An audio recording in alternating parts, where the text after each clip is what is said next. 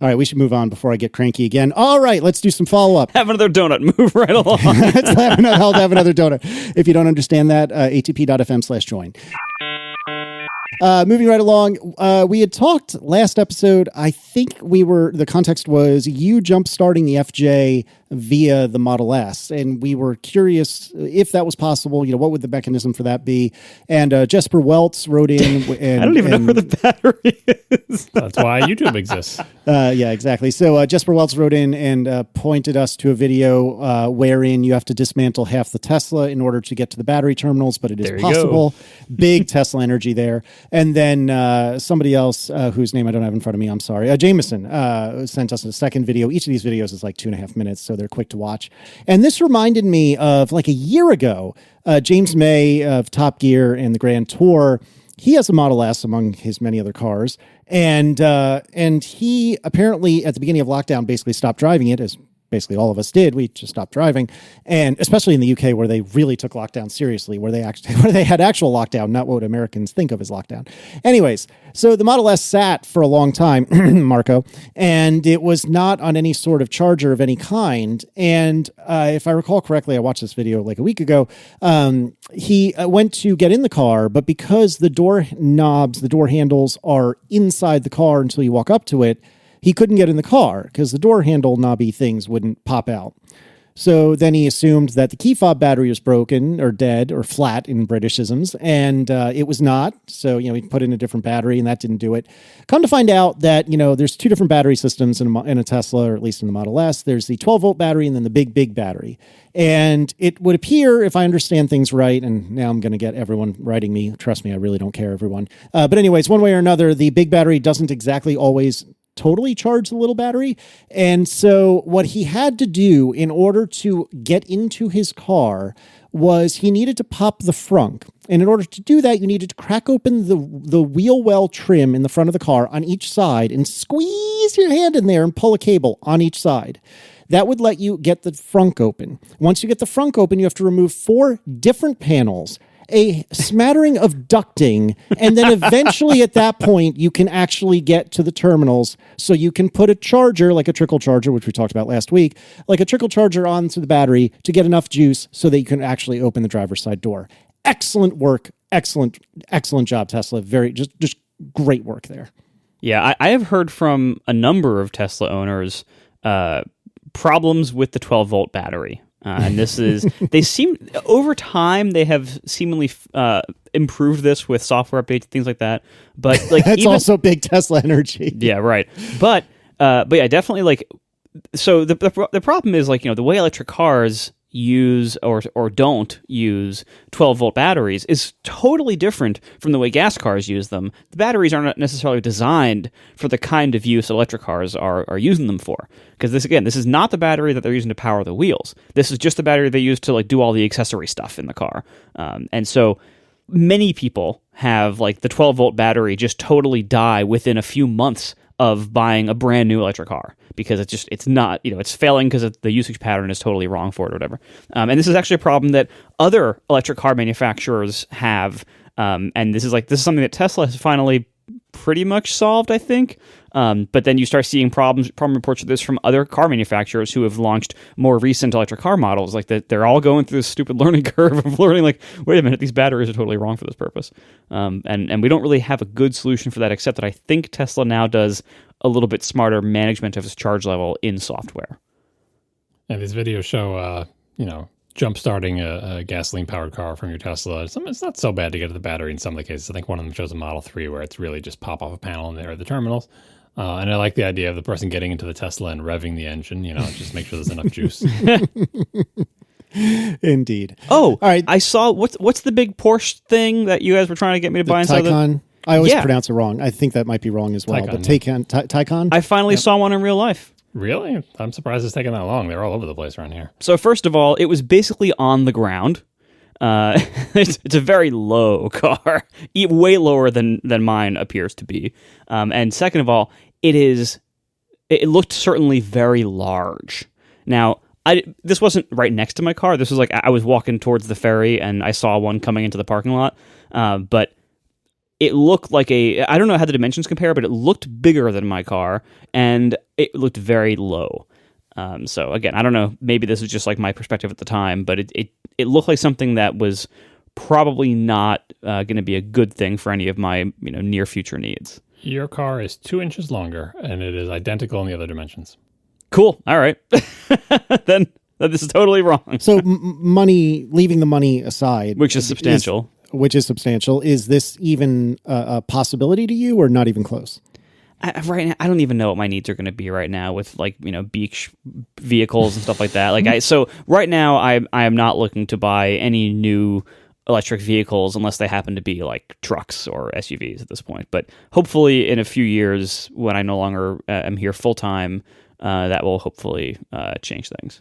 I mean, I'm trusting the Google results on this, by the way. It's eerie how close they are, because this is in inches. They're literally down to the inch the same, except for the Model S is 2 inches longer and 1 inch wider, depending on which trim level you got on the Porsche, I think. But it's like that you can tell when one car is targeting another car when they're like down to the inch, basically the same size. I wonder if the EQS is similar. The EQS is much more like the Model S, and it's got the lift back as well. So it's just basically a Mercedes Model S. Is there a substantial difference in ground clearance? I don't know. I agree with you that they definitely look lower. And of course, the Porsche, because it's a Porsche, you can get with 8,000 different options. So I'm sure there's one of them that actually is lower. But maybe the Plaid is lower too. Though it goes into cheetah stance, right? Doesn't it lower with the air suspension on the Model S when you go into the super fast mode? I think when you're going like above 70 miles an hour, it has an option to go extra low. I believe you can set the threshold, the speed threshold at when that happens. But it only goes down like a half inch. It's not a big difference. All right, moving right along. We talked about AirTags in the past and how they can be used for nefarious purposes, and Apple has posted an update on AirTag and unwanted tracking. And Apple has detailed some steps they're going to take in the future in order to make this better. New privacy warnings during AirTag setup that basically says, hey, among other things, it's probably illegal for you to stalk somebody with this. Addressing alert issues for AirPods. So I haven't personally seen this, but apparently it's very common for you to get an alert for an AirPod that's on the Find My network or if you're near an AirPod that's on the Find My network that doesn't belong to you, you'll get an alert on your phone. Unknown accessory detected, which is not particularly helpful in the vein of most Apple errors. And so they're going to fix that and say, hey, there's an AirPods Pro near you, or whatever the case may be. There's going to be better support documentation. I'll believe that when I see it. And then additionally, later on this year, they will allow precision finding, even if it's not your AirTag. So this is the thing where you wave your phone around and it'll point an arrow in the direction that the AirTag is. It will display alert with sound. And so I'm going to read a little bit from their post. When AirTag automatically emits a sound to alert anyone nearby of its presence and is detected moving with your phone, iPad, or iPod Touch, we will also display an alert on your device that you can then take action on, like playing a sound or using precision finding if available. This will help in cases where the AirTag may be in a location where it is hard to hear, or if the AirTag speaker has been tampered with. Additionally, refining unwanted tracking alert logic. So they're going to, futz around with the logic there if they think that you're being tracked. And then finally, tuning the AirTag sound. Currently, iOS users receiving an unwanted tracking alert can play a sound to help them find their own unknown AirTag. We will be adjusting this tone sequence to use more of the loudest tones and to make an unknown AirTag more easily findable. It's a tough thing, right? Because AirTags, I only have one of them so far, and they are super cool. And when used as intended, it works really well, and it's really well done. But the problem is people are terrible, and people are using them not as intended, and they're ruining it for everyone. Yeah, it's the better they make it for the people who are using it as intended, the worse it gets for the bad people, and vice versa, right? So as they're trying to make it sort of safer, it is getting worse for you, the normal user, right? It's complete. It's like security and convenience, right? The more secure you make it, the less inconvenient it is. It's difficult. Like the line they're trying to walk here, in particular with most of these changes, is AirTags are increasingly not for helping you when your stuff gets stolen, because all the stuff that we just described is going to alert the thief that there is an AirTag, traveling with them, right? It's about you losing things, which is someone didn't take them you just lost them and misplaced them, right? So it's even further narrowing the use case of like, oh, I'll put this AirTag on, so if someone steals my thing, I'll find it. No, if they actually steal it, now it's going to be more aggressive about alerting the thief on the thief's iPhone to say, hey, you might not know this, but you're now traveling with somebody else's AirTag. And they'll be, oh, thank you, phone, and they'll take it off and then have your thing, right? That's not the use case Apple. Apple just has to basically say, if you're looking for something to help you find stolen stuff, this ain't it, right? Because of the safety concerns, because of it being used for stalking or whatever. So the use case gets narrower. It becomes a little bit less convenient, but it also becomes that much slightly more safe. And it is. I think when we talked about this the first time, I give Apple a lot of credit for trying very hard to think of and account for the bad scenarios with this product. But it's difficult to think of all the bad scenarios and to know exactly how to tune all these parameters that Casey just read. Like, how aggressive should it be about this? What should this sound be? When should it do this? Like, and it takes some experience in the real world to figure out the right balance of those things. So still think it's a definitely a valid product to have, but it's good for people to understand what it can do well and what it can't do.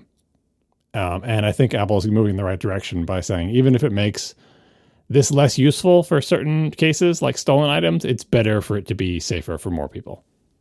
Yeah, I mean, I can see both sides of it. Like, I'm glad they're making this a little bit safer for people. I don't know if it's possible for them to ever make it safe enough that it can't be used in a widespread way for bad people doing bad things. I still question whether it was worth them making this product at all because of that risk, and because it really does seem like that's going to have a really hard time being possible. That being said, as a customer of AirTags for things that I was hoping would get tracked during casual theft, this update is going to make it significantly worse at that. And that kind of I'm kind of annoyed about that. I see why they're doing it, and it's probably for the best for the abuse reduction. But as a customer of these things, they're actually making this product worse for me now, to the point where it's going to only barely serve the purpose I wanted it to serve. So having that happen after purchase is kind of crappy as well. So I don't see a great way out of the situation for them. It seems to me that the AirTags are a tough product to not cause problems, and maybe they shouldn't have been released at all. Do you think the drunk people will notice when they're stealing your bike that their phone is going off? They'll probably just keep going. I don't think they're going to scour your bike for the AirTag if they even notice the notification. I think it still works for your use case.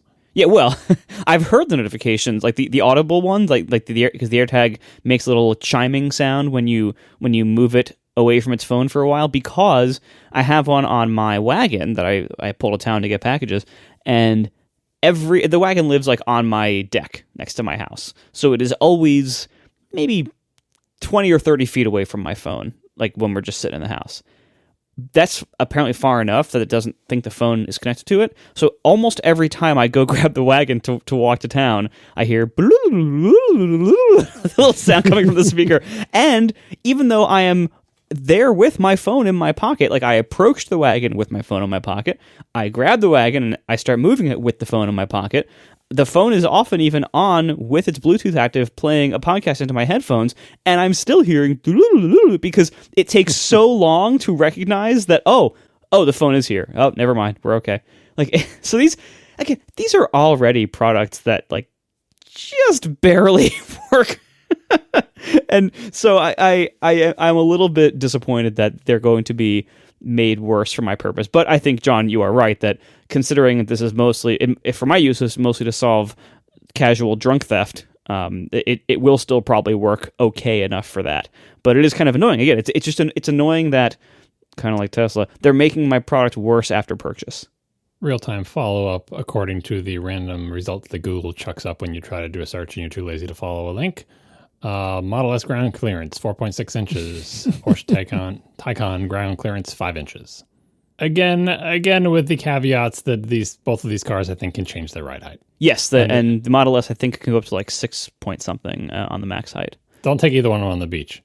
No, but I leave it. So one thing about Long Island is that it's pretty low across the whole thing, or at least most of it. Mm-hmm. And so Long Island, like the regular parts of the island where regular suburbs are, floods all the time.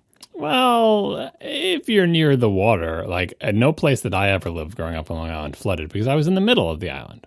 Well, that's fair. But yeah, so all these places on the South Shore. So one thing I have to be concerned about is during the biggest flood seasons, which is, I think, usually the fall, you have to be careful that if you leave your car parked at the ferry terminal, it might get flooded out. So I learned, through habit, I learned, like, all right, the parking lot is very slightly sloped, and so I know like where the tallest part is. Yeah, so I park on the high ground and I raise the air suspension all the way up when I leave the car. On its little tippy toes. It looks ridiculous. Like, it does not look like an attractive vehicle in this stance. However, that extra inch might be enough to save my car from being flooded sometime. Yeah, you got to get the functional high ground. Oh, yeah, God. There it is. That's a deep cut. Oh my gosh! I genuinely hope that there's a time that I can come visit y'all on Fire Island, because the way you describe it, it seems like everything about this is made to be inconvenient and basically intolerable. And I bet that if I were there, I would say, "Oh no, I totally get it now." But from afar, everything about this sounds terrible. You can't get mail or shipments in a quick way. It's certainly not It's not exactly cheap. You can't drive anywhere, which in some cases is a benefit, not a downside. It randomly floods, random hurricanes, but no. Other than that, Mrs. Lincoln, the play is great. So actually, it's about to get worse. Oh, and the sound or whatever freezes over, and then you can't get off the island. Sound. Whatever it is. Whatever it is. Okay, so two things. Number one, it's about to get worse in one way, but I'm about to tell you why it's great. But the way it's about to get worse, the ferry company told us a couple days ago that they're going to cut off all service to us starting March 1st indefinitely because they can't reach an agreement for a contract with the village. Oh, my God. So that's fun. And then... So you got to talk to your village people over your PA system. Hey, you there set it up is. for them and say, "Hey, get a deal because it's a whole stranded thing here without our SAN license." No, it's like when like a cable or satellite provider drops a channel or threatens to drop a channel, and then they drop it for a few weeks. Everybody complains, and eventually they work it out. It's going to be like that. So anyway. You realize this is just like incrementing the doomsday clock on Marco getting a boat, like one more, like 5 more minutes, right? There aren't a lot of people who have boats on the Long Island in the Great South Bay in March. That's not. It's not. I know. Well, you have to put them somewhere for the winter, but then they go back in the water. Like it is. Don't they like marshmallow wrap them for the winter and put them on land somewhere? Getting a boat is the inevitable conclusion of your complete transformation into Long Island man.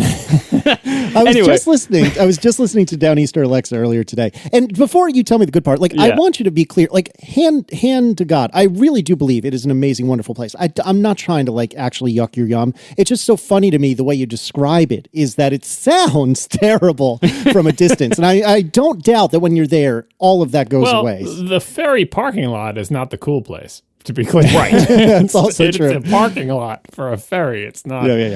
Yeah. A ferry that isn't going to run much longer. Yeah. Right. Yeah. But anyway, so I noticed I went last week on Thursday. The reason why the show came out a couple hours later than usual is because I had to schedule all these errands on Thursday where in one day I went off the island, drove all the way back to Westchester, brought hops in for service, then drove all the way back. and I was editing the show like on the ferry on the way there, sitting at a supercharger, sitting in my passenger seat in front of a Whole Foods, and then back on the ferry back. That's how I edited last week's show. So if anything, it sounded like if there was like some like slight transition between words that were edited that I couldn't quite hear like somebody's wrong breath on, it's because I was editing it on a very loud boat, like while wearing AirPods Pro, which while they have great noise isolation or noise cancellation features, are not as good as sitting in my quiet office doing it that way. Anyway, but so during this day where I was going back to my old neighborhood and getting things done and then coming back, I spent every time I spend time off the island, I realize that the entire rest of the world that most people live in is designed for cars first and people second. Yeah, which is not a good thing for the record, and I agree with you. And in many ways, like there's so many things wrong with this, but that's the place I live. Like to be clear, maybe I'll put a picture in the art. I don't know, but to be clear, like there's a bunch of houses packed tightly together here. Most of the house lots here are like 30 to 50 feet wide by about 50 to 80 feet deep. And so these are not large house plots. The houses are all close together. It's very dense. And instead of having streets, we basically have wide sidewalks that are, I don't know exactly how wide they are, maybe 8 or 10 feet wide. It's wide enough that like a regular like U.S. pickup truck can fit as a road, but just barely. And like the side view mirrors on the truck will brush against everyone's hedges like as they go by. Like that's how tight it is. And so here I'm in a place that is designed for people first and will just barely accommodate cars when necessary. The rest of the world is designed to accommodate cars as easily and great as possible and just barely accommodates people when necessary. That's the difference. And it is so different. Like, even just like, walking my dog in the regular suburbs on regular land, I'm constantly having to look around for cars and stop here at this intersection, wait for the cars to go by, crossing the street, look for the car. I'm squeezed onto this little tiny sidewalk and the cars have all this nice space, and here I have the space because I'm the person, and my dog and I can walk down this super wide sidewalk and have room. I can bike easily without having to worry that I'm going to get hit by a car on my bike and die. Like it's so different. And the sad part is that there aren't more places like this. Well, but before we get the entire rest of the planet writing us, there's not more places like that in America. And surely there are other countries that are similar to the way we are, but there are many, many, many places on the planet that are people first and are not car first like so much of America is. That's fair, but honestly, there's not a lot of those places. Most places are car first, and usually to have anything that is not car first, you have to be somewhere that is so old that it was all laid out and built before cars. And there aren't that many of those places. No, I mean, just need people who are willing to make that change. I mean, there's the big meme of, I forget what country is it they were showing, like, is it Amsterdam or something? And they're like, it's a constant meme of people saying, well, in America, we can't all be like Amsterdam, or I'm sorry if it's not Amsterdam, who knows what it was. But then the follow-up is, well, here's what Amsterdam looked like in 1975. And it looked just like America. It was filled with cars, filled with street, cars parked along the line, along every single street in all directions, cars. And they changed it, right? You can change the way your city works by changing the laws and doing construction. And as a lot of the COVID stuff, came down, a lot of places in cities were closed to cars or had much less traffic, and it was an opportunity to change the way things were, and a lot of the cities decided to keep it that way. I think Paris actually is now, they shut down a whole bunch of roads and made them no cars allowed anymore on these streets, and then people filled the streets, and instead of just going back to normal, they're trying to make that permanent and say, actually, those roads are shut down permanently, and now they're going to be for people and sidewalks or whatever. It is possible to do that in countries with mildly functioning governments and a citizenry not 100% brainwashed by fascists, but that's not where we live, so... Nope. We take what we can get. But anyway, like change is possible, but it's, the cars, and it's mostly for a good reason. The cars, we built everything around cars because they're super convenient and they make a lot of new things possible, but we obviously went way too far in that direction in this country, and we need to reel it back in, and probably are going to have a difficult time doing that. Yeah, it's a shame because when all you've ever known is car-focused design, which is all I ever knew before this, you don't realize quite what you're missing, and once you have a taste of like people first design, effectively, it kind of ruins you, kind of like the XDR. It kind of ruins you. It's really nice, and now maybe I'll become an activist to try to get that done in more places in the U.S. because it really is. It really is a breath of fresh air on many levels, including literally because you have fewer cars polluting the air that you're breathing. But it's so nice, and I wish everyone in America could experience this kind of life so that you could know A, what you're missing, and B, what we can maybe aspire to. Yeah, part of the reason that I like visiting Cape Charles so much is because although it is not car-free, the downtown or the historic district is like, I think it's a square mile or something like that. And there are roads all over the place, but there are fewer cars than almost anywhere else that I go on a regular basis. And so it is it is kind of de facto people first. It's not the same as Fire Island. I'm not trying to say it's 1-to-1, but it's spiritually similar, I think. And oftentimes when we go for a week, we will park Aaron's car and on whatever day we arrive, and the next time we climb in is when we get to go home, and we'll walk the rest of the time. Or perhaps, if we were feeling lazy, we could, although we haven't done it yet, we could rent like a golf cart for the week. And people will do that. And I do agree with you that it is quite lovely to walk to dinner instead of driving to dinner, and stuff like that. So I hear you. It's just, it's so funny to me hearing all the woes and issues that you have, particularly in the wintertime, which is certainly not when Fire Island's putting its best foot forward. Again, I don't mean that to be a turd. I'm just saying it's clearly not designed, by your own admission, for many year-round residents. And so it's just funny to hear. We are sponsored this week by Linode, my favorite place to run servers. Visit linode.com/ATP and see why Linode has been voted the top infrastructure as a service provider by both G2 and TrustRadius. From their award-winning support to the ease of use and their setup, it's clear why developers like me have been trusting Linode for projects both big and small since 2003. I've been with them, I think, since 2012 or something. I'm so happy with Linode. I've been with them for long before they were a sponsor. And what's great about Linode is that they are, if you need to run a server somewhere, that's a very specific kind of hosting. And Linode is by far my favorite place to run something like this that I've ever used. And I've used a lot of web hosts, but Linode, first of all, they have great capabilities. They have great specs you can get. And this goes from big to small. If you want a small instance to play around with or to learn server administration or to run small tasks, fine, you can get that for really good prices. And if you need really big needs or really specialized needs, they have you covered. Dedicated compute plans, high memory plans, GPU compute plans, block storage, Kubernetes, so much more available at Linode. And all of this is at a really great value. This is why I've been with them so long, and this is why I stick with them, because they have an incredible value at Linode, and they have the entire time I've been with them. You can look around the industry and try to find anybody who's offering more for less. I don't think you'll be able to. It's really quite an impressive value at Linode, and it always is.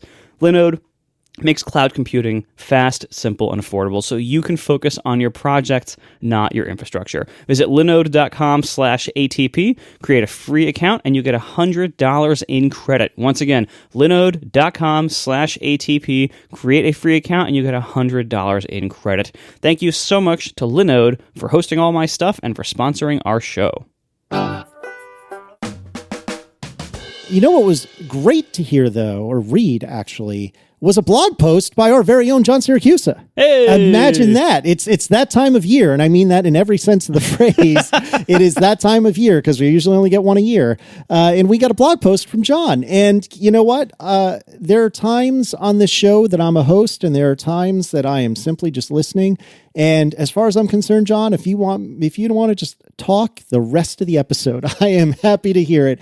I loved this blog post, and this is the one that you've been threatening to write for a couple of years now about how to make a decent streaming app. So as deep or as wide or both as you'd like to go, tell me, John, about your unsolicited streaming app specification.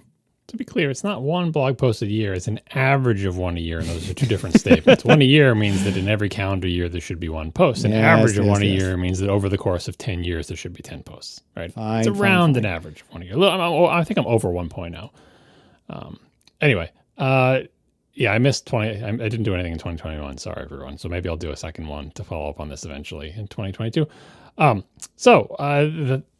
What I wrote about was I was just trying to have an outlet for my frustration with streaming video apps, like on any platform, on your phone, on an iPad, on Apple TV, on your television, things you use to watch Netflix, Prime Video, Hulu, HBO, like whatever.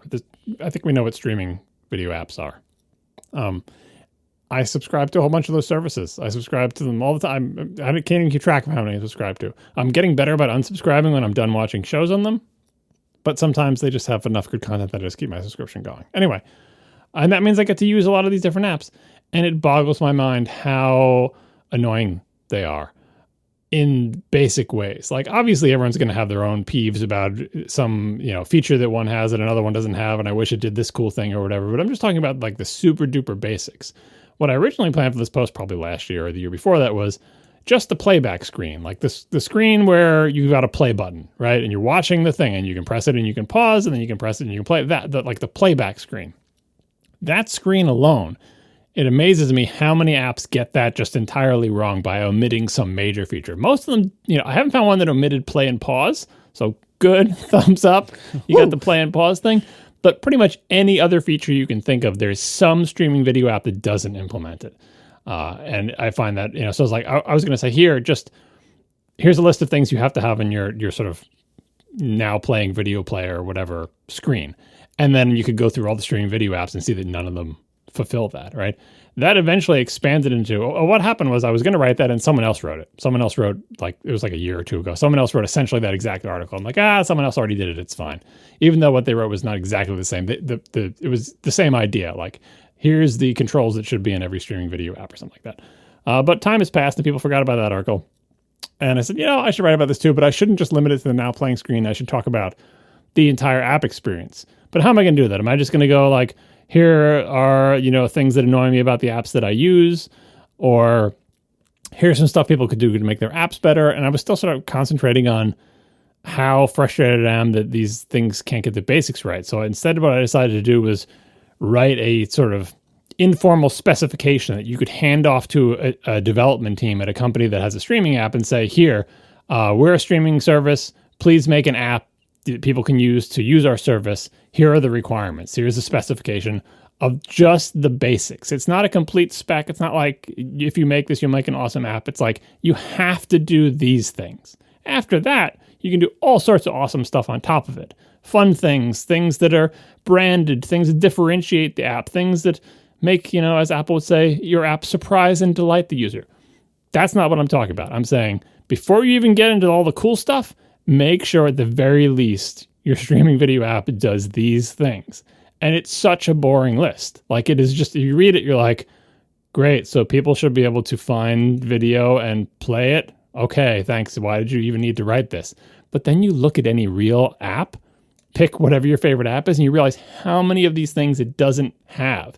And it's not like this is a list of optional stuff. I feel like every single thing on this list should be mandatory because it's so simple. And if you don't have it, if you don't have even just one of these things, using it is frustrating because, like, the things that we're using to watch streaming video apps, they're computers. Like, even the TV, like Apple TV is a computer, right? Your phone, your iPad, those are computers. And we all know computers can do things with digital video. Like, for example, computers can skip forward and backwards by, some number of seconds. Like, you don't have to hold down the fast forward and rewind button like you're on a VHS player, right?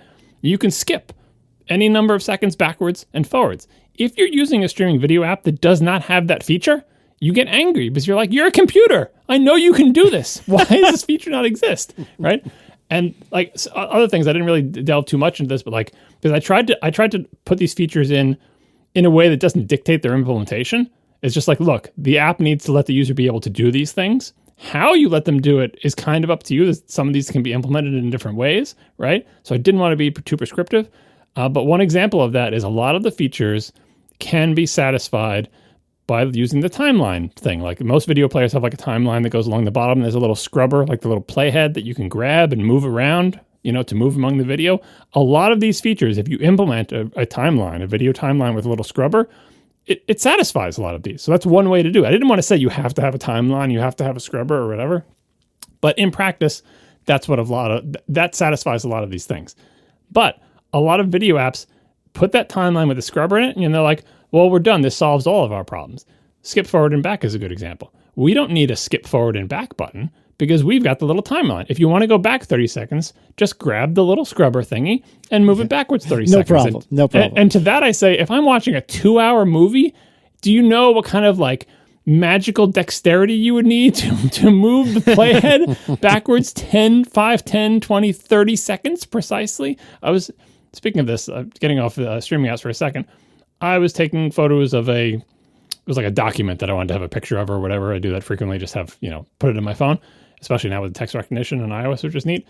And I didn't get my camera lined up exactly. Yes, I know you can do the document scanning thing in Notes, but I was just using the phone app, right? And so I went into edit and I'm going to straighten the picture because it wasn't exactly at 90 degrees. Like, the corners was a little bit twisted. But the control to straighten things on my fancy, amazing computer phone thing is that like the little bar in the Photos app with the little notches on it. It's like a sliding bar that you slide left and right and it rotates the photo. And that bar has a kind of snap to center field. You know what I'm talking about? Like, the default, like the way you took the picture, it snaps into that, right? So if you take that little thing, if your thing is only off by like a very tiny amount, you grab that little line and you move it, and all of a sudden your picture starts rotating. You're like, whoa, that's way too much. So you start moving it back towards the middle because it's just a little bit off. I just need it to be rotated a little bit. And as you get closer and closer to the middle, all of a sudden it snaps back to the middle again. So you yank it out again, and it yanks. Okay, now it's twisted too much. Let me put it back towards the middle, almost straight up, snap back to the middle again. It is literally impossible, as far as I can tell, with even if you had a robot with a tiny little fleshy thing the size of like the minimum size needed to activate the capacitive touchscreen, it's literally impossible to rotate an image less than the minimum degree they decide is reasonable, because then it snaps back to the center. That's why a scrubber thumb timeline thing, especially with touch controls, is not a replacement for a skip forward and back X number of seconds button, and that's why it's listed as a separate thing. And that's why I say these are minimum requirements, because these are things that people frequently need to do, want to do, and expect to be able to do because they're using a computer. So if you decide no one will ever want to skip forward or backward by some fixed number of seconds in your TV thing, because they can always just swipe on a touchpad or grab the scrubber thumb, you're wrong, and you're making a mistake, and your app is bad. So that's why I listed all these things. I'll just read off a few of them just so you can see what the features are like. For the video player, which is what I talked about earlier, a play and pause button. Skip forward and backwards. I didn't even say button. Play and pause, skip forward and back some small number of seconds. Skip to the beginning or end of video. Again, why do you need these buttons? Why can't you just grab the little scrubby thing and go all the way to the left or all the way to the right? You don't need buttons to skip to the end or the beginning. Well, two things. One, grabbing the little thing, dragging it can sometimes be annoying and fidgety. And two, if the thing you're using is like a remote, even if it has a swipey pad, it requires some dexterity and finesse that a lot of people either don't have or don't want to deal with. When if you could just have a button that says skip all the way to the beginning and all the way to the end, that's way easier than putting pause, swiping on the touchpad, especially if, like, again, if you're watching a 2 or 3 hour movie and if the acceleration on your touchpad isn't right, you're going swipe, swipe, swipe, swipe, swipe, swipe. Especially if while you're swiping, it is scrubbing through the movie, then maybe you're spoiling yourself if you hadn't seen it and your spouse had left it in the middle, but you want to go back to the beginning. Skip to beginning of end. Why? Because it's a thing computers can do. Select the audio track, select the subtitle track. Things like answering the question, what am I watching? I forget. I can't even keep track of which app this is, but it frustrates me every time. Like, we'll start watching, and for a variety of terrible reasons not listed in this spec, we won't know whether the thing is showing us the next episode in the series we've been watching every single night for the past month, right? Is this the next episode, or is this showing us the one we already saw last night? I don't know. What episode are we looking at? And then you're just like, you pause it, and it pauses, and it shows the little timeline on the bottom with a little thumbnail of where you're paused, and no other text is on the screen. So you swipe and you press and you're just like, what am I watching? Put text on the screen that tells me what am I watching? And not just what I'm watching. What is the TV show? What season number is it? What episode number is it? Why are you hiding this information? You know this information is there. It's a question people might want to know. You must show this on the screen. It must be possible to tell what am I watching without leaving the thing. And then leaving a thing is a whole other problem, because how do you leave the thing that you're watching, and where do you go when you leave it? Anyway, it's all in the post. It's very boring and dry. Of like, these are the minimum things that you should do. And then at the very end, I look at 3 representative apps, one on iOS, one on iPadOS, and one on Apple TV. And I see how they measure up. And you can see how even these extremely famous, extremely well-funded apps fail in a few ways to meet even this most basic spec. Beyond the basic spec, there's tons of awesome things that you can do. And a lot of the feedback I got from people is, oh, I think you should have put more things on even your basic spec because I think this feature is essential and you didn't list it or whatever. But I was really trying to limit it to the basics. The closest I got is saying that one of the basics should be a button to enable and disable subtitles that essentially nobody does. But it annoys me so much that nobody does it that I put it on my basic list. It's my list. I'm allowed to have one gimme for me. Because if you have occasion to enable subtitles briefly, which I personally have occasion to do, and I am also frequently asked to do by other people to figure out what somebody said or how something is spelled or what the hell that name was in that weird accent or whatever, you don't want subtitles on the whole time. Say you don't want, some people do want them on the whole time, fine. But for people who don't want them on the whole time, you want to be able to turn them on, use that 30-second skip back feature, turn subtitles on, watch that line that you didn't understand, and then turn them back off again. But if every time you need to turn them on or turn them off, you need to do tap, swipe, swipe, tap, swipe, scroll, scroll, scroll, English, tap, swipe, tap, okay, play, and then go through that whole thing again to turn them off, that's bad. There's so much room on the screen. Put a single button that enables and disables subtitles, and then a separate thing to pick which subtitle track you want. Anyway, that was my only sort of minor pet peeve that I put in there. But instead of people complaining about the subtitle peeve that I had, they had their own stuff that they demanded to be in the basics. So I think the overall theme, and probably what I will write about if I do a follow-up on this, is how do people feel? How do people who use streaming video apps feel about the apps? Do they love the apps? Do they have an affectionate feeling towards them, or do they hate them with a fiery passion? Now, obviously, when you write a post like this, you're going to hear mostly from the people who hate them. But usually when you write a post like this, you're also going to hear from at least a few people who say, I know you were complaining about streaming apps, but I actually really, really like streaming app X. Nobody has sent me that. I've got zero feedback from anybody telling me, yeah, most streaming apps are bad, but I really love this one. Nobody loves them. And I touched on this towards the end. Maybe I should have emphasized it more because, people won't get through a long post or whatever. But like some of the reason these apps are annoying are misaligned incentives, right?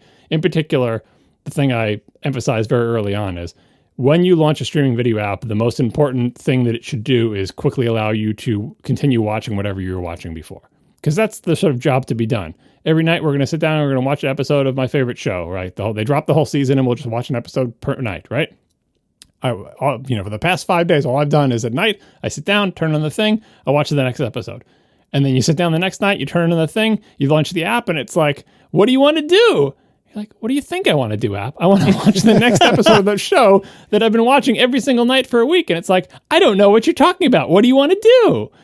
People want to find the thing that they were previously watching and continue watching it. And the apps make that more difficult because the incentives of the company that makes the streaming apps are not the same as the incentives of the people who are using it. I think I phrased it in a very sort of neutral way in the article of saying like emphasizing new content versus continuing content that you're already watching. The streaming app wants to show you, hey, I've got these new shows, you should check them out, because the more shows you get into, the better it is. If you just keep watching the show you want to watch and you finish it, maybe you'll unsubscribe from the app, right?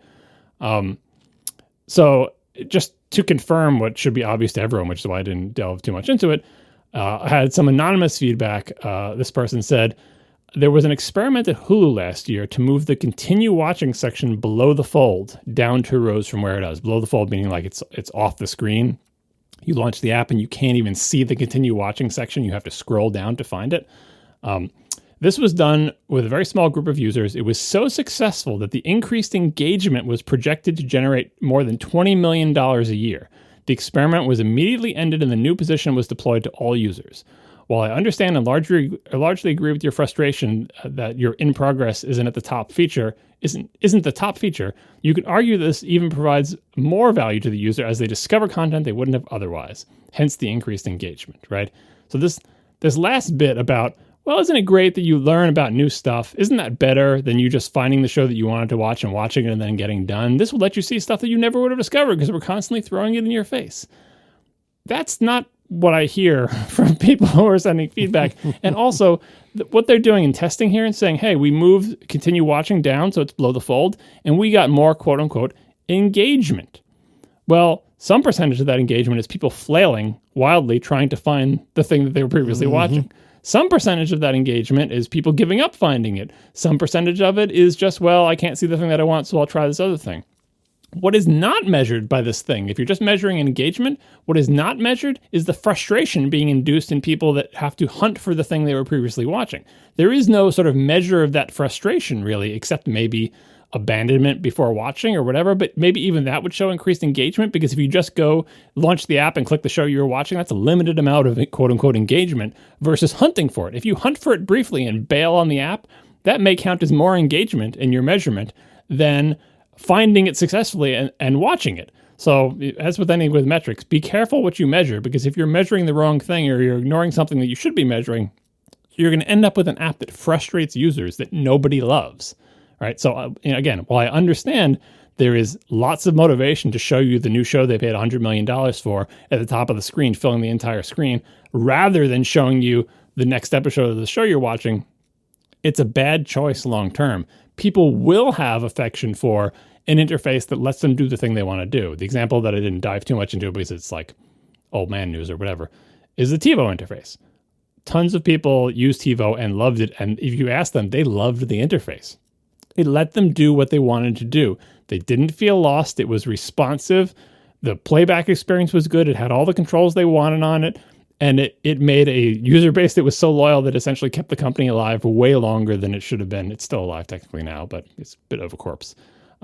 So it is possible and also valuable and important to have users who love your interface. And I think no streaming service has that today. So I really hope somebody somewhere reads this, realizes that their app doesn't measure up to even the basics. And then I hope they go beyond these basics and do all the things that, a good video player should do. I said good to great, like maybe a great video player should do. So to give an example, I talk all about like, when an episode is over, when you finish watching an episode, the next thing it should offer you to do is to watch the episode that is next in the series, right? But I didn't say, how do you tell when an episode is over?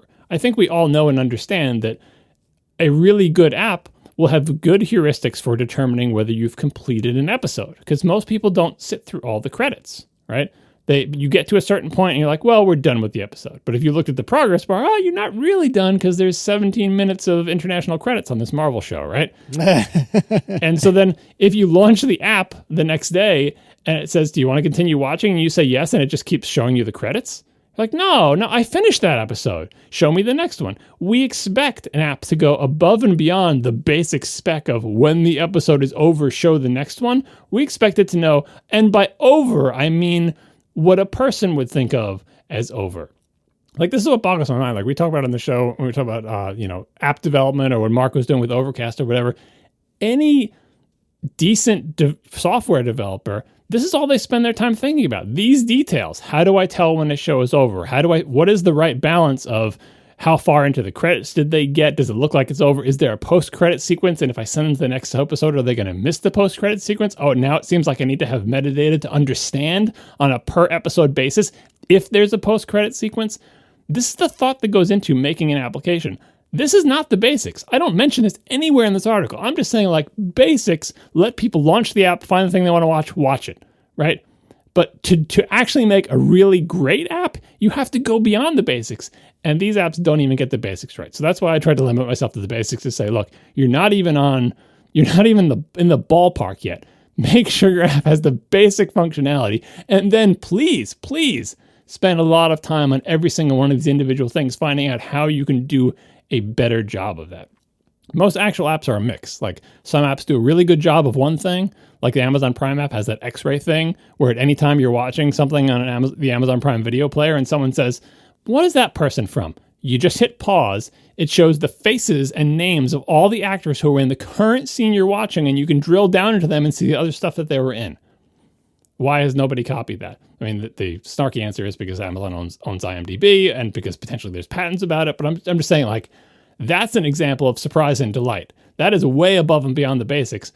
Amazon's been doing it for years and years. No one else seems to care. Even though everyone's sitting on their couches watching a show and saying, what is that person from? And then we take out our phones and we have to look it up in the stupid IMDb app that's terrible. Or we have to Google it or whatever. It's like, oh, God. Anyway, there's a lot of room for improvement here. My angle is just try to go to the basics, and I really hope these things get better over time. I'm a little bit pessimistic because of the misaligned incentives, but like I feel like there's so many of these apps. At least one of them needs to be in there and say, rather than chasing what we think of as engagement at all costs, maybe we should try to make an app that people actually like using. Or maybe we should just start measuring user sentiment. Do you love our app or do you hate it? No, not 1 star through 5 star, but like some kind of user sentiment analysis, some kind of net promoter score, some kind of business jargon mumbo jumbo that says, do people like using our thing? Because the answer right now is mostly no. It's so true. One-time sponsor Channels, they did a victory lap saying that they think they fit your criteria pretty well. And to the best, I use Channels regularly, and to the best of my recollection, I think that's mostly true, if not accurate. I had a couple people write in and say that Plex does most, if not all of this. You use Plex enough that you would know. I didn't have the chance to go through and verify myself, but I think a lot of it they do right. Certainly not all of it, but a lot of it. So there's hope to be had, but I think that is the problem. And you've nailed it, is that the misaligned incentives for anything like a Netflix causes them to make decisions that are contrary to what I want as a just regular schmo that wants to watch some TV. That's one of the things about the things you mentioned, channels, Plex. Very often you hear people deriding sort of developer interfaces, right? Like, oh, it looks like a developer made this UI, because it's very kind of by the numbers, boring, straightforward, no frills, no real creativity, right? Especially perhaps, navigationally, if you think of old iOS apps of a master detail view or a simple, straightforward hierarchy with the expected number of steps between A and B. And it's okay, fine. But that's very sort of computery and developery.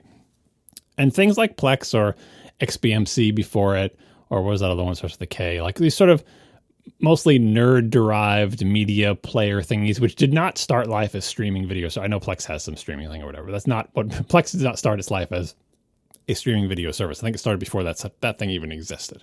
Or even channels, which is kind of a nerdy thing for setting up TV or whatever. They tend to have interfaces that have a lot of features, so then they end up also having the basics, because if they're made by tech nerdy people, they're like, well, of course, it's a computer. We'll put in all the features the computer could do. Why would we not have skip to beginning, end, skip forward, back? In fact, we're computer users. We're not afraid of having a settings screen. Maybe we'll have a settings screen that lets you choose how many seconds backwards and forwards you can skip. And nobody in the room says, whoa, we can't have settings. That's madness. Users will not be able to figure this out.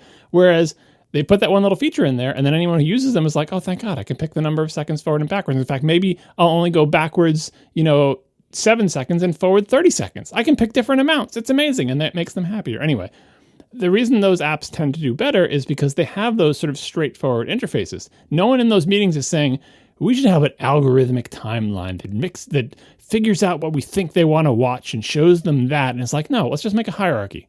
You have TVs and movies. TV shows are broken down into seasons, and there are specials that are out of the seasons, and they're ordered sets.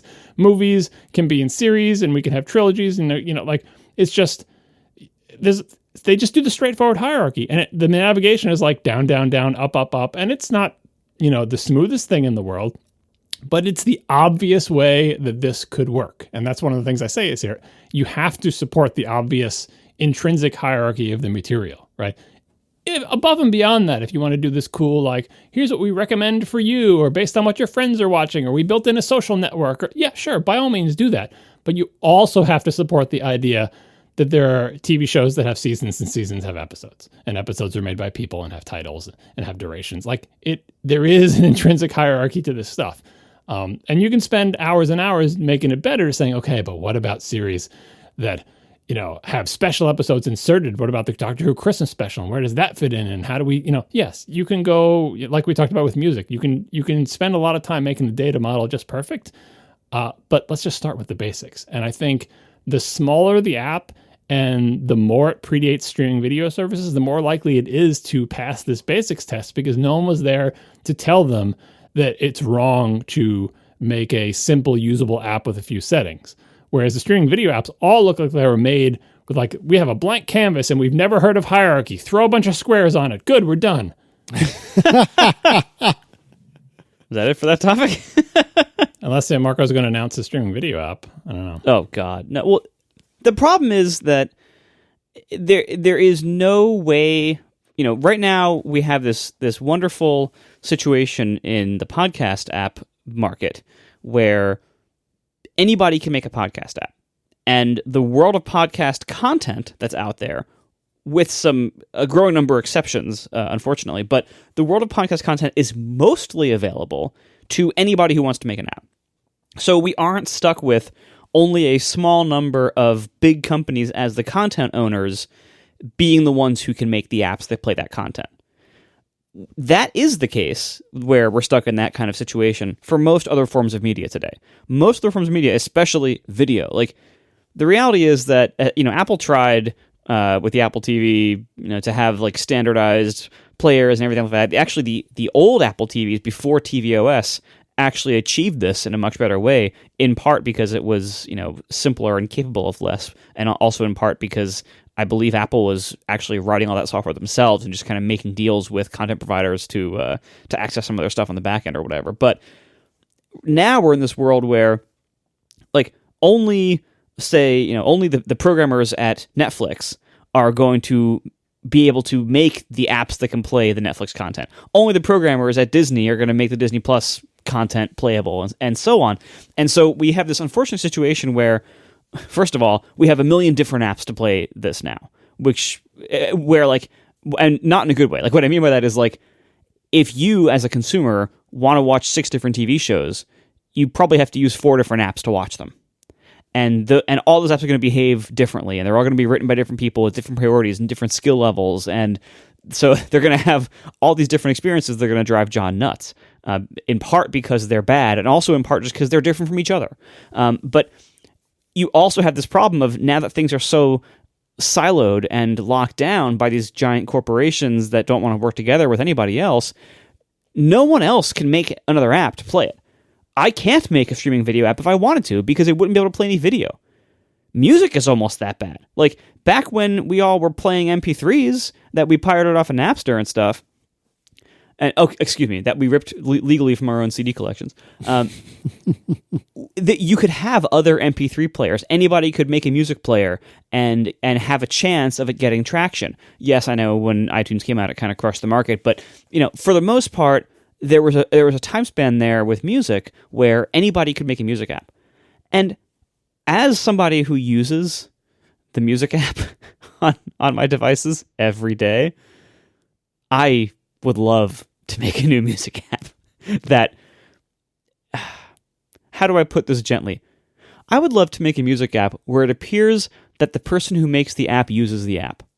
Ever.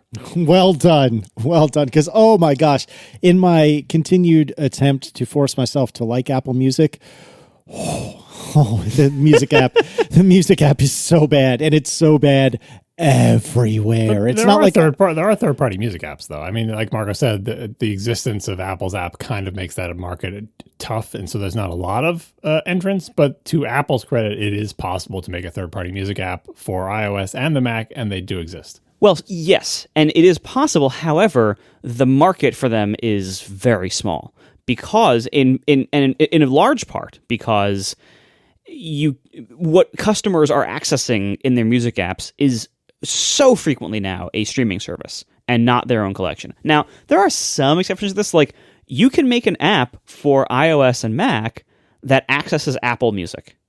There are some limitations on what that app can do then, for various, DRM reasons and everything like that. But you could make an app, a third-party app for Apple Music playback. And if I were to ever make my own music app, this is not an announcement. I haven't written a single line of code or even decided to do this ever, let alone anytime soon.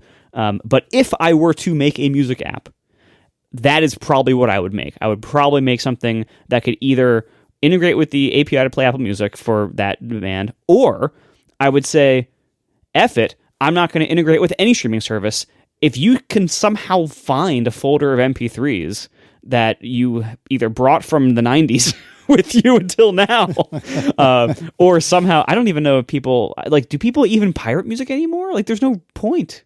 But anyway, that's how I've always thought about it in my head. Like, if I were to make a music app, it would either be using the Apple Music API and being very limited and tied to this thing that I'm sure is a buggy mess. Because think about, like, an API that's A, based on an Apple web service, and B, almost certainly not at all the same API that Apple's own apps use.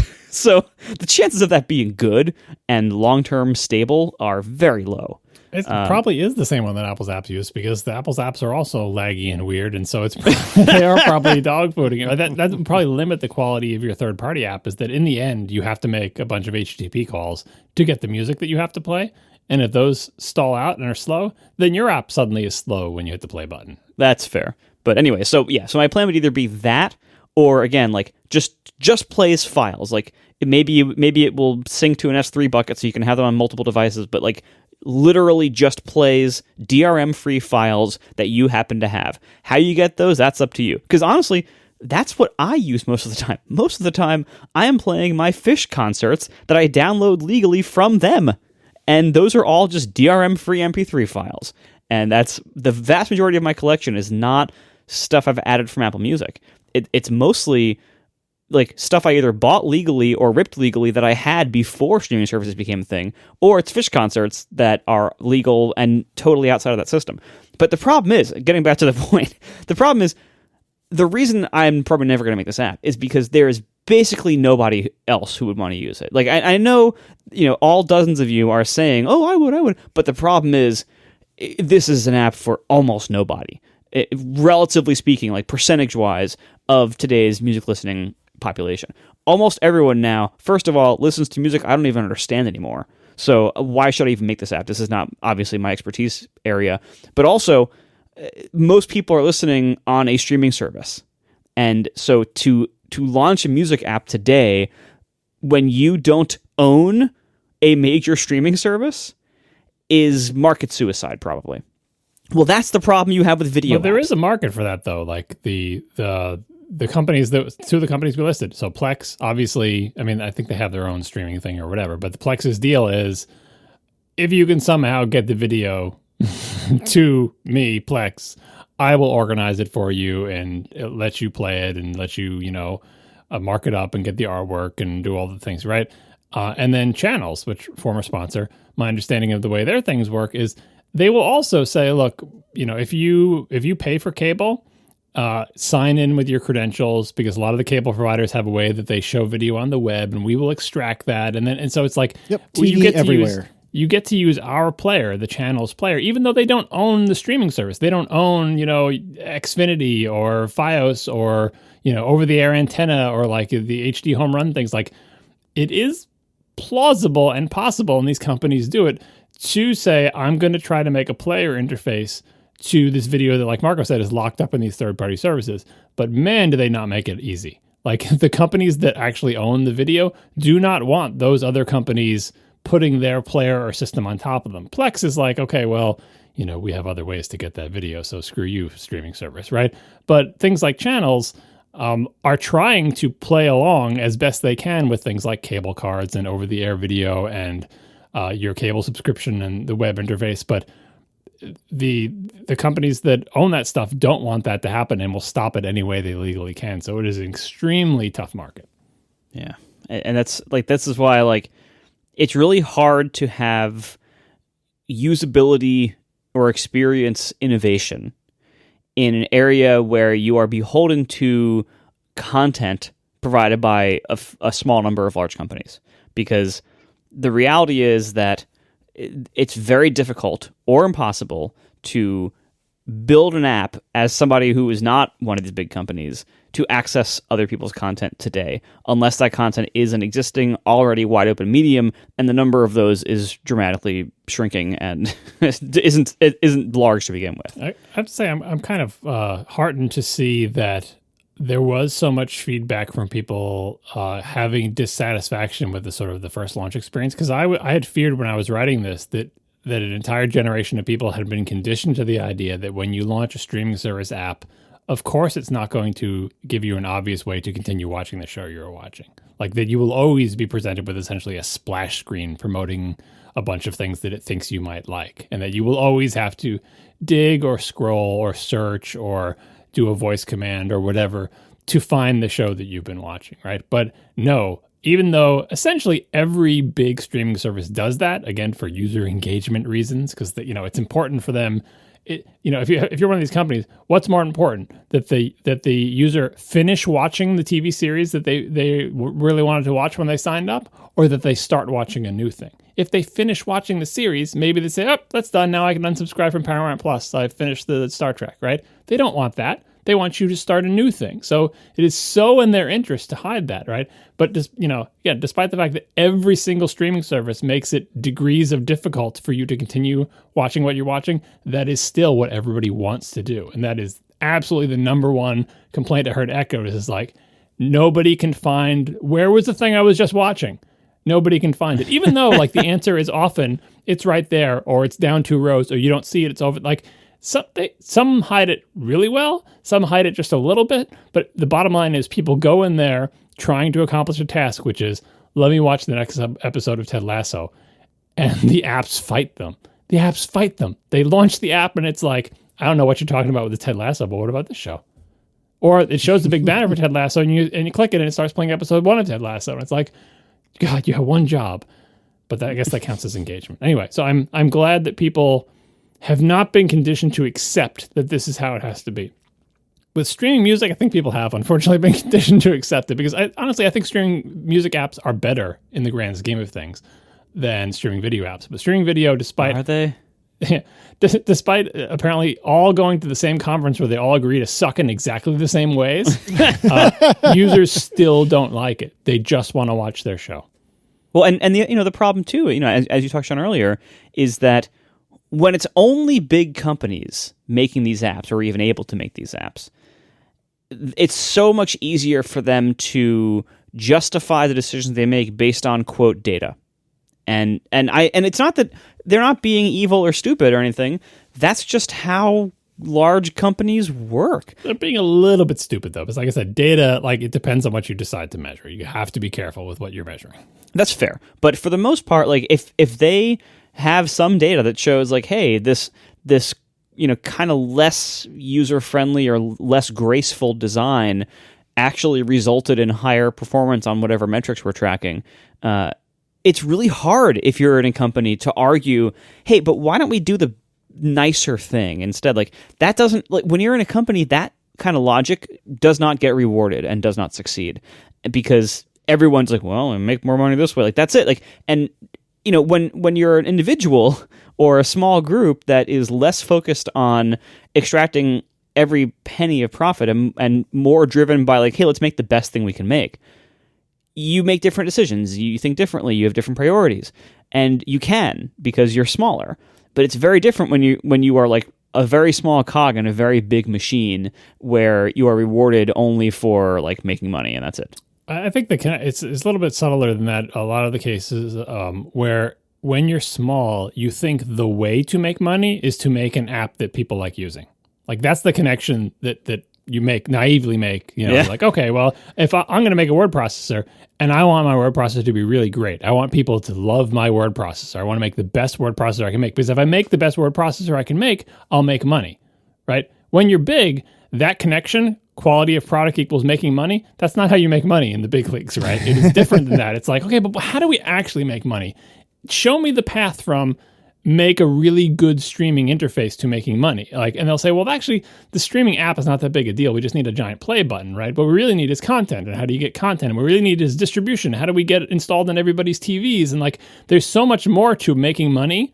The connection between making money means doing these things gets farther and farther from the simple thing of if I just make a really good app or piece of software, that's especially for things like streaming services. Because honestly, we're complaining about these, these interfaces or whatever. The bottom line is if there's not good TV shows on it or not good movies, you're not going to watch it no matter how good the app is, right? So the most important thing is content, and that's a whole other ball of wax, right? But I don't think that even the app itself is second or third or fourth, or if it is, the purpose the app is serving is not let the user accomplish their intended task with the least amount of frustration. That's not the thing that is going to make the money, because if they say, okay, say our app is 10 times better than the next person's, they're still going to do better because they're making that extra $20 million from extra engagement by putting up the big promo for their new show, and we need to do that, right?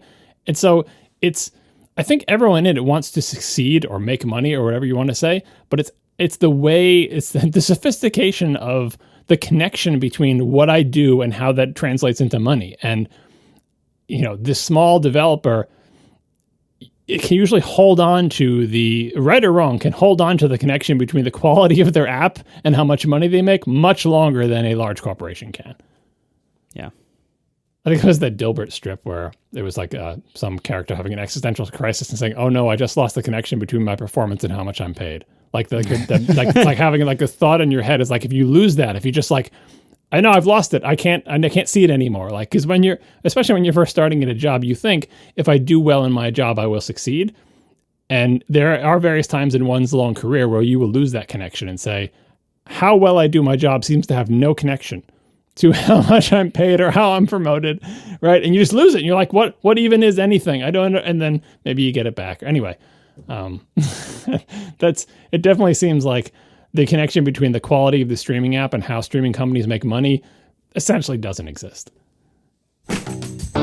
We are sponsored this week by Squarespace, the best place to build an amazing website for your business. Go to squarespace.com/ATP to see for yourself. Squarespace makes it super easy to make websites, and they look incredibly professional. They work well on every device, every screen size, every layout, and you can add amazing features to any Squarespace site with almost no effort whatsoever. So, for instance, stuff that's kind of hard to host otherwise, like e-commerce. You can host entire storefronts on Squarespace, digital goods, physical goods, and they handle things like e-commerce templates, inventory management, simple checkout processes, secure payments. So whatever you sell, Squarespace has merchandising features to make your products look their best online.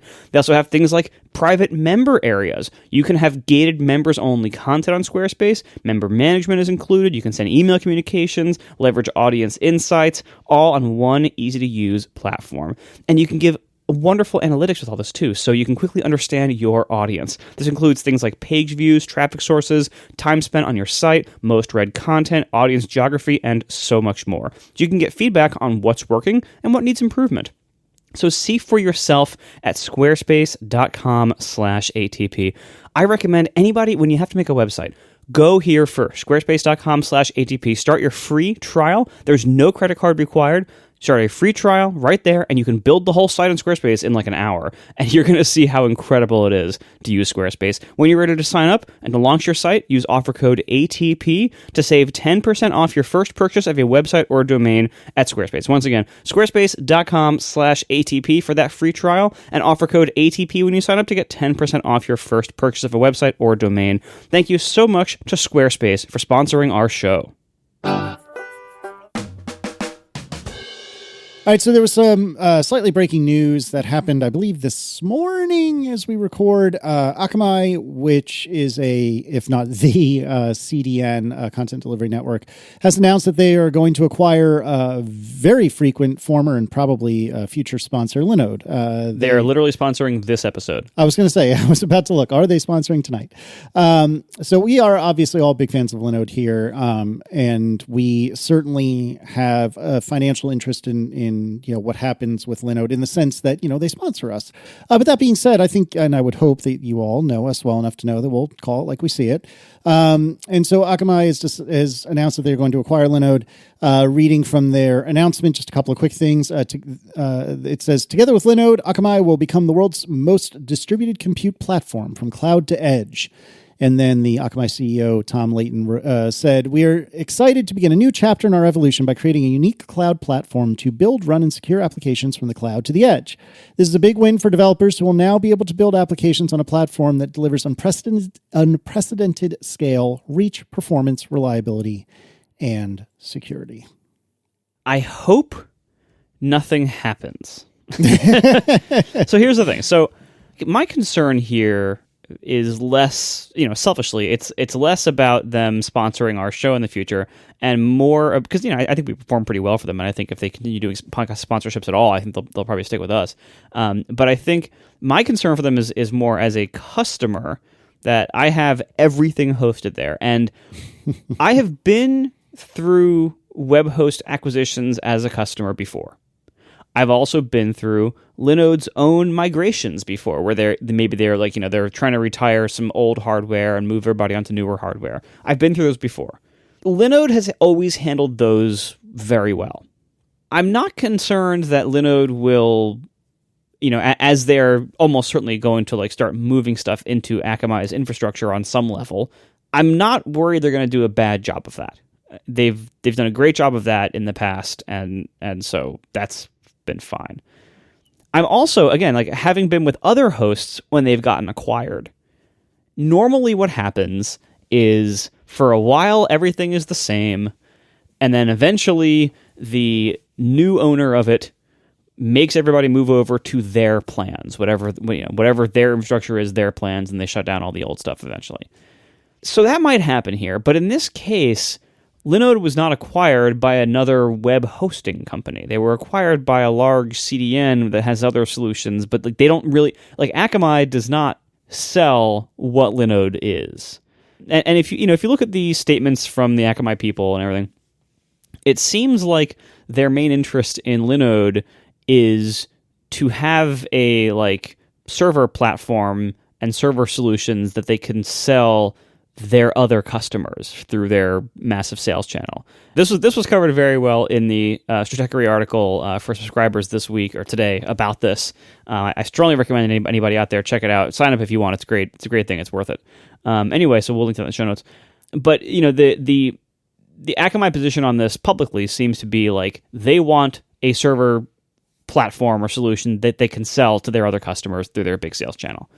Now, what this means to existing Linode customers is that it sounds like we are not super important to Akamai. Now, that can be good and bad.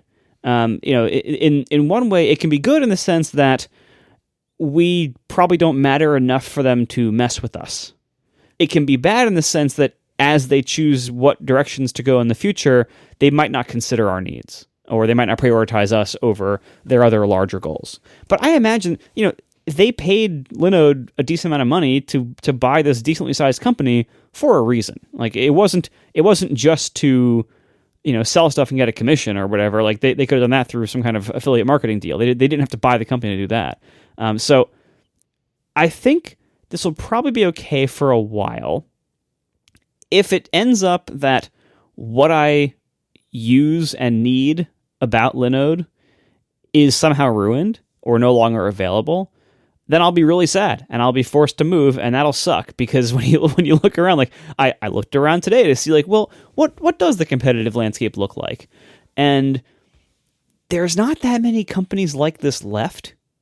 It's basically like DigitalOcean and then this one that Ben Thompson linked to that with the V. I hadn't even heard of them before, but apparently they're huge. I'd never heard of them. But I looked at their offerings and everything, and yeah, like I would have some stumbling blocks moving to either of these companies because, as I mentioned in every single ad, Linode's really good and they solve my needs really well. And I currently I spend something like $5,000 a month on Overcast servers there. Oh God, that makes my heart hurt. Yeah, and if you look at Linode's prices are like $20 a month, $40 a month. Like look at the plans. It's a lot of servers to reach those numbers. It's a good number of servers, and so to move to another host would not only be a very large technical ordeal that just I've done this before. I can do it. It's a pain in the butt to move hosts, but I could do it. But it's a big pain for something that I really don't want to do, and also I don't have a track record with somebody else established now. Like I know that with Linode, I don't really have to think about my stuff most of the time. Like, as somebody who runs this by myself, I am my own server admin. I am the one who's always on call if anything breaks. And I know that I can do things like go to sleep at night and not have to worry that I'm going to be woken up at 2 a.m. or worse, not woken up at 2 a.m. when a database breaks and my entire site's down. Like, I know that I don't have to worry about that most of the time because I know Linode is reliable and I know I have a long history with them now, and I know what I can count on. Anytime if I'm going to be forced to move anywhere else, like if my Linode solutions go away or get ruined, I would have to relearn all of that and take risks at a new host. And frankly, what I would be very tempted to do, or at least to try, is to just move to AWS at that point. But moving to AWS would probably, again, I said $5,000 a month for what I have at Linode. If I moved to AWS, that would probably multiply by at least 3 or 4. You are correct. And that's why I'm not there now, because AWS is a great deal if your usage fits certain profiles, and mine doesn't. Here's the thing about AWS. AWS is a role-playing game.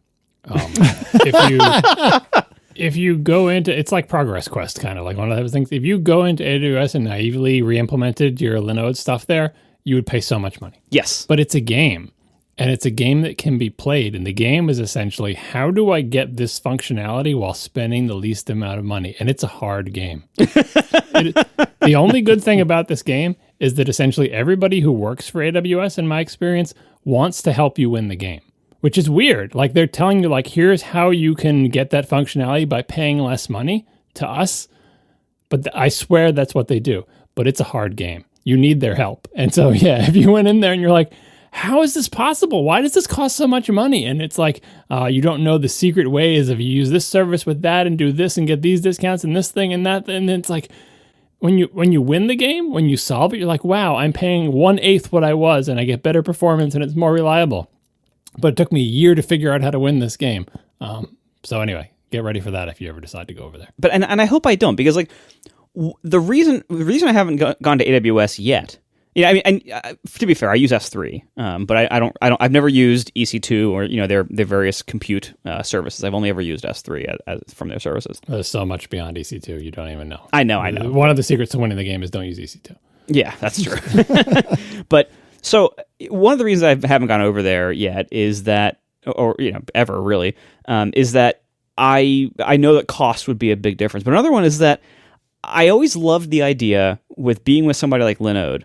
And by the way, the chat says that the one I was thinking of earlier and couldn't remember the name, but is Vulture or Vultr? It's VULTR.com. And yeah, apparently they're huge and I've never heard of them.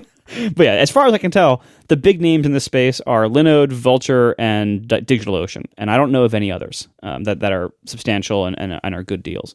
And so the reason I never went to AWS with my server needs is that I never liked the idea, besides the price issues, which are substantial, I never liked the idea of moving my stack to something that is pretty proprietary, that if the host ever went bad, like if AWS ever went bad in some way, it would be hard to move something off of AWS because it's all this kind of custom tooling, custom stuff that it isn't just a bunch of VPSs if you're not just using dumb EC2 stuff. Like you're using some of their more high level or managed services in some way.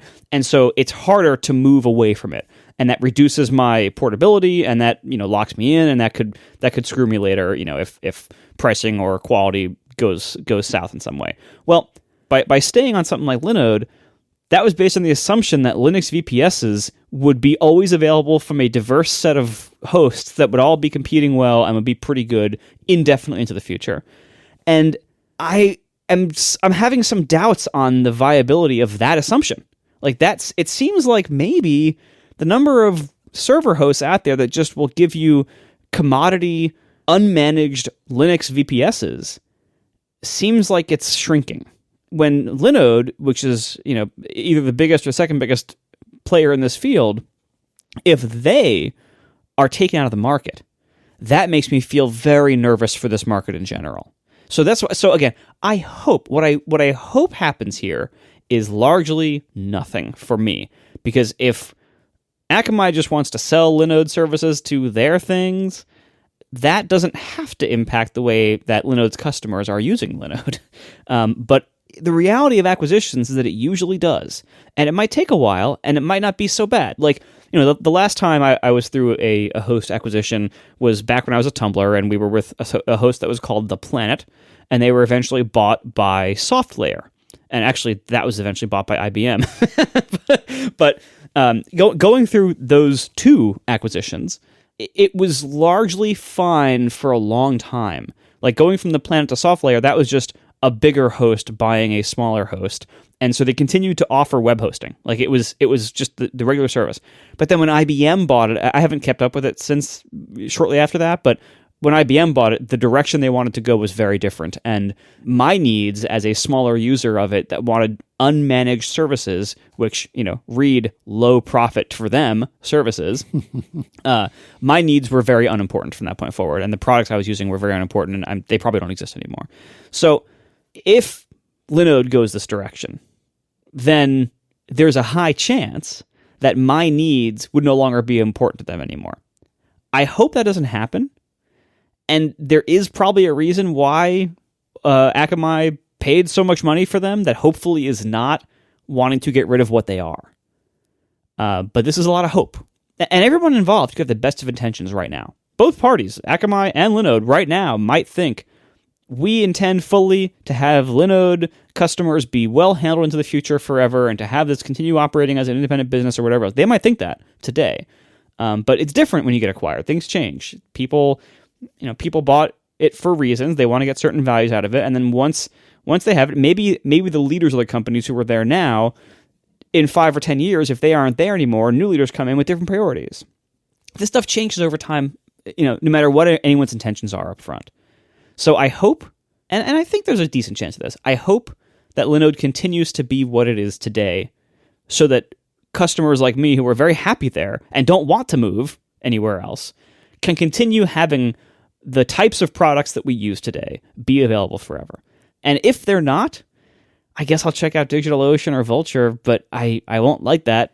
And then, if there's a big market for this kind of acquisition, what's stopping them from being acquired by other CDNs? Or, who knows? Like that's the problem. Like when things get consolidated, or when there's a lot of money in a part of a market that you're not in, as the customer of these things, sometimes you're left with no options, and that's the part I want to avoid.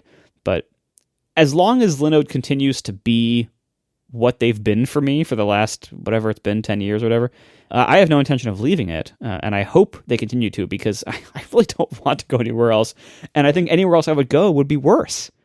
That's I think, my ultimate concern long-term is, like, if Linode goes south, I don't think anyone else is going to step up and be the new Linode. I think this category of things will just have fewer options and be worse. And that's not good for anybody, so I hope that doesn't happen. We are sponsored this week by Caséta by Lutron, smart lighting control. This is brought to you by Lutron, pioneers in smart home technology. A lot of people think you need smart bulbs to get smart lighting, but there is a much smarter way. Caséta's smart dimmers and switches replace the switch in your wall, so that makes everything controlled by that switch smart.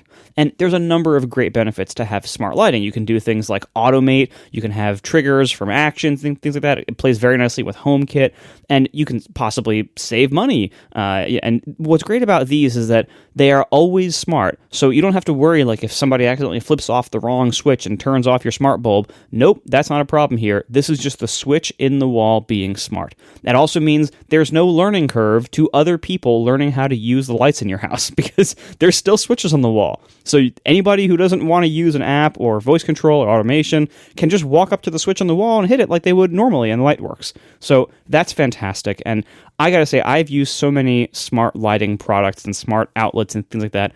The Lutron Caséta stuff is by far my favorite. It is the only system, and I've tried many popular systems, it is the only smart home system that I have found that works every single time. Not 90% of the time, not 98% of the time. It works every time. And it makes smart stuff as reliable as regular mechanical switches. And I just love that. It's so much better than everything else I've tried. So see for yourself. Get smart lighting the smart way with Caséta by Lutron smart switches. Learn more about Caséta at lutron.com/ATP. That's lutron.com/ATP. Thanks to Lutron for really making my house smart and for sponsoring our show. Chris Gleim writes, this winter, I've had to scrape ice off my car's windshield quite a few times, and I usually do this while wearing AirPods listening to podcasts. I turn on the car so it can defrost while I'm scraping, and I have an early 2010s Honda CR-V with no CarPlay and use a Bluetooth audio while I'm driving. The problem is my car's Bluetooth is greedy, and it takes over my Bluetooth no matter what I do. Even if I go into the Bluetooth settings and select my AirPods again, after about 30 seconds, the car steals the Bluetooth connection again. Eventually, I get fed up and forget the device, so I can use my AirPods, and then I'm stuck later connecting to my car Bluetooth with an obnoxiously loud walkthrough where I type in 0000 to connect again. Is there some sort of Bluetooth priority that devices have which allows my car to steal the Bluetooth connection? Have you ever run into this? And if so, how do you deal with it? I definitely see this from if I ever touch my car doors while I've got AirPods in, because what ends up happening is the little dongle I have that gives me wireless CarPlay, it does the same sort of thing, and it tries to take over the connection and play to the radio that isn't even on because it doesn't know that it's not really on right then. And what I can do is I can go into Control Center and just say go back to my AirPods. However, I get like this little skip every 3 or 4 seconds, and it's incredibly frustrating. So I don't know if there's a good answer to this, and I would suspect that the thing that's happening is that iOS is just trying to figure out what it suspects to be the highest priority.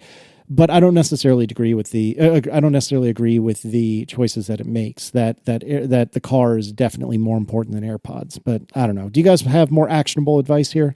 So I have a 2014 Honda that I scraped the ice off of when the car, with my AirPods in, listening to podcasts with the car turned on. Wow. And it also steals the audio from me, but mostly only if I forget to do this thing, right? So my car also doesn't have CarPlay. It's just Bluetooth or whatever. Again, it's 4 years later than this one, but it's a possibility. If you press the little volume knobby thing, it shows on the screen audio off. Like, that's basically saying, regardless of what it happens to be paired with, I won't play audio out of the speakers from your Bluetooth device. If it's an audio off, if I remember when I start the car engine to just whack the little thing so it says audio off, it will still steal, it'll stop playing in my AirPods when it steals the audio. But then all I have to do to fix it is tap or squeeze the little AirPod stem, and then it starts playing in my AirPods again. Try that. If you haven't tried it, try that. That actually works reliably for me. So you let it steal it. And I think the reason it's stealing is because it's the newest thing. Like, here I am, and you told me to pair with your thing, which is normally what you want to do when you get in the car. So I'm going to do that right now. Here I go. I'm pairing. Because if it didn't do that, think about it. If you got in your car and drove away, it would never stop, sending through your phone speaker or whatever. You want it to do that. It's just that you have to immediately sort of correct it. So if you do audio off, the reason the audio off is important is because I think it steals it, but then doesn't play it. So you don't miss any seconds of audio. And then if you just squeeze or tap the AirPods, it might start playing again. So that's my suggestion. If that doesn't work, then yeah, essentially you are at the mercy of the stupid Bluetooth audio implementation of your car thing, which you have limited control over. I don't think there's anything in particular that iOS can do that would be useful to stop that from happening, because in the end, you do want your car to be able to, without any interaction from you, realize that your phone is in the car and it's the last device it paired with, and therefore it should pair, right? So, I mean, I think maybe the best the phone could do is maybe use GPS to realize the car is not moving. It can't even use the motion sensor because you're busy scraping the ice, so you are actually moving it. But like if it uses the GPS to realize you haven't left your driveway, then maybe, it could fend off the pairing thing. But even that wouldn't work because maybe you're outdoors with a Bluetooth speaker. It's like a limitation of the Bluetooth protocol. It doesn't have enough smarts to understand the various scenarios. So it does what we think is the right thing to do, which is just pair with the thing that I'm used to pairing with. If you're lucky, you can correct it after it has made the wrong choice, which is not as good as it making the right choice, but it's definitely better than taking out your phone, swiping to Control Center, pressing the little icon, doing all that stuff.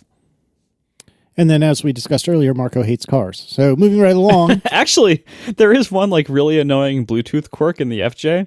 So first of all, pairing my phone to this radio was amazing. So it has an old style LCD screen, so not like a bitmap display, but one of those multi-segment things where it makes a small number of letters with like 2 lines of segments or whatever, but mostly a text-based interface. But it does have Bluetooth support on the stock radio, and it has the way you have to pair this. I remember I was sitting in front of the baseball field the day after I bought it, trying to pair my phone to it in the cold with my gloves on and going through this process. So you have to, I hope people out there with Toyotas who have done this are hearing this and being like, oh yeah, that crazy thing. You have to, flip it over to the accessory Bluetooth mode, and then using the up and down and enter keys, some very rudimentary interface, pair a Bluetooth device, but do it by voice. Oh no! The actual interface to pair a phone, delete a paired phone, or even list the paired phones does not show up on the text of the radio very easily, and in some cases at all. The way you're supposed to do it is by voice, and so you have to go through this weird voice menu where you hit whatever button it is, and it's list phones, or list devices, new device, and then you go to list devices, you gotta wait till it reads all of them, and you could tell this car had occasionally been borrowed by people, and the owner was not super technical, and I don't think the owner ever paired her own phone to it, and so I had to go through it, and it's Joe's iPhone, delete, repair. Frankie's iPhone. And it's like, because what you have to do eventually is when you pair your phone, it records you saying it in your voice for some reason. Oh my gosh. And then plays that back. It is the most amazing system. Is that because the display is inadequate to communicate that information? You said you have 2 lines of text. That's plenty to say Marco's iPhone. But there's no way to enter text. I think that's the thing. And so when it's asking you to specify things by a voice, I think it's doing like a voice similarity and it match. doesn't extract it from the device. No. Right? Like, because I don't think it ever displays the text on the screen. At least I couldn't figure out how to make it do that. It was amazing. But anyway, so besides that amazingness, one quirk of this, and this is part of the problem, like what you're describing, you don't realize Bluetooth behavior is so dependent on little tiny details of how these things are handled in the devices and in the software. And a lot of this stuff, there is no clear standard, or at least people don't follow it. And so you're kind of at the mercy of whatever you happen to do. This is why, like, I'm actually fairly happy with Tesla in this department, that Tesla's handling of Bluetooth, while it is often buggy, and while it is, sometimes hilariously limited, they have good behavior in ways that you expect. So, for instance, this situation wouldn't happen to me because if you get out of the car and close the door, the radio inside turns off and does not take the focus from Bluetooth. It only takes and if you like open just the back door, but the front door's not open, it doesn't take it. If you open just the trunk, it doesn't take it. It only takes the Bluetooth if you open like one of the 2 front doors and then like sit down and push the brake to turn the car on. If you are out of the car, it does not take the Bluetooth. Even if the car's heat is running to defrost the car, if you're out of the car, the heat can still run, but your Bluetooth is not being taken by the car at that point, which is very, very nice. Overall, I've been very happy with that, and their behavior among a lot of this stuff is great. One little quirk of the FJ is, as far as I can tell with the built-in radio, I can't get driving directions to announce themselves over Bluetooth unless I am playing music or a podcast. Nice. Because the radio tries to be smart and read the play pause status of the phone over Bluetooth and reflect that in the radio. Okay, great. However, the play pause status does not necessarily reflect the audio channel of the device. So if the device is paused in the media logic sense, like if you have paused your music or podcast, your map app can still be announcing a direction over that audio channel. Well, in the FJ's Bluetooth thing, if the music or podcast is paused, you don't get the voice prompts from your map app. So I have to constantly be playing something. Yeah, time to get that 2-hour silent track. Yeah, right. A very good song. Was that? Mm-hmm. That's what it was called. Something like that. Anyway, sorry. Go on. All right. Well, I think that's all we have for that. So moving on, Christopher Ward writes, I have a small community on Discord and like to screen share from my M1 Mac. I have a workaround for desktop audio capture, but it's a pain. There's native support for audio capture, but it requires, quote, reducing security, quote, in recovery mode. Is that as scary as it sounds? This really ticked me off when I got my M1 MacBook Pro, because in order to record our show, 2/3, if not 3/3 of us use Audio Hijack. And Audio Hijack is an app by our friends at Rogue Amoeba, which is just incredibly good at capturing audio. In order to get that to work on an Apple Silicon computer, you need to do the following. Launch Audio Hijack, enter your administrator password, acknowledge the system extension blocked alert, open system preferences, security and privacy, click the enable system extension button, shut down your Mac, press and hold the power button, boot into recovery environment. Select administrators, enter the administrator password, open startup security utility, switch to reduce security, approve the change by entering your password again, restart your Mac, acknowledge the system extension blocked alert, open system preferences, security and privacy, unlock, click allow, restart again. That entire thing took me like seriously 20 or 30 minutes when I was actually doing it. It's 3 reboots, right? If you do everything right, it's 3 reboots. Mm-hmm. And I think I had to enter my password like 6 times. Something like that.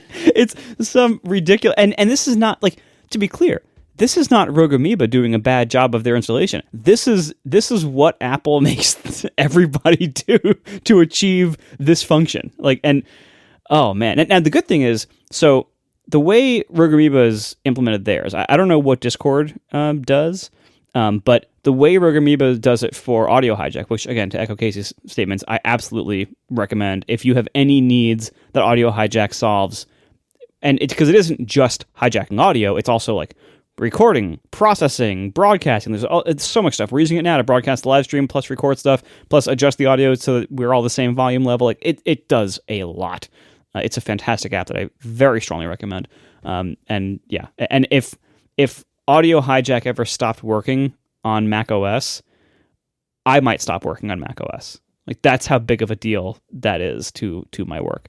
But anyway, it does sound scary with audio hijack that you have to set it to reduce security. Now, to be clear, this is not disabling system integrity protection.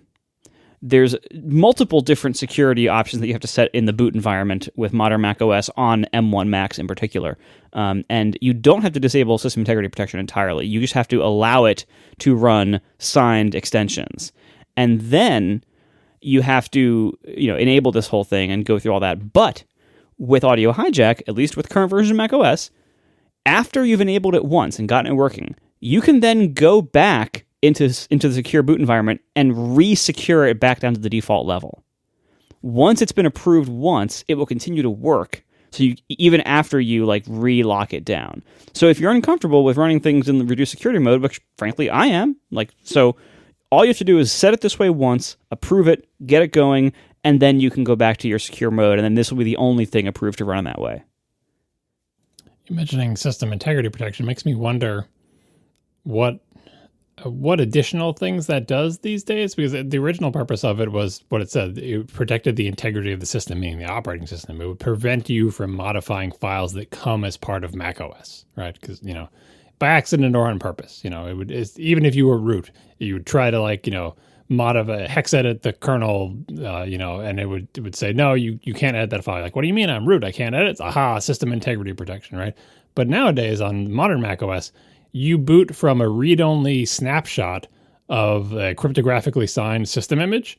So first of all, it's not even a disk, it's a snapshot. And second, the whole thing is read-only. Like there is no writing to it by anything ever. So, I guess that qualifies system, but if you turn off system integrity protection, you still can't modify the OS because it's a mounted read-only snapshot. So system integrity protection probably does things above and beyond that, but I feel like in some ways it's been surpassed by a structural change to the way macOS works, in particular regarding protecting the operating system. But yeah, all those other features of am I allowed to run any kernel extensions? Is this Mac allowed to boot from an external disk, which I had adventures with way back when I was trying to get my thing to boot from Windows. There are lots of security settings, and your comfort with them really depends on as long as you know what the setting does and don't forget that you turned it off, so that you can turn it back on later.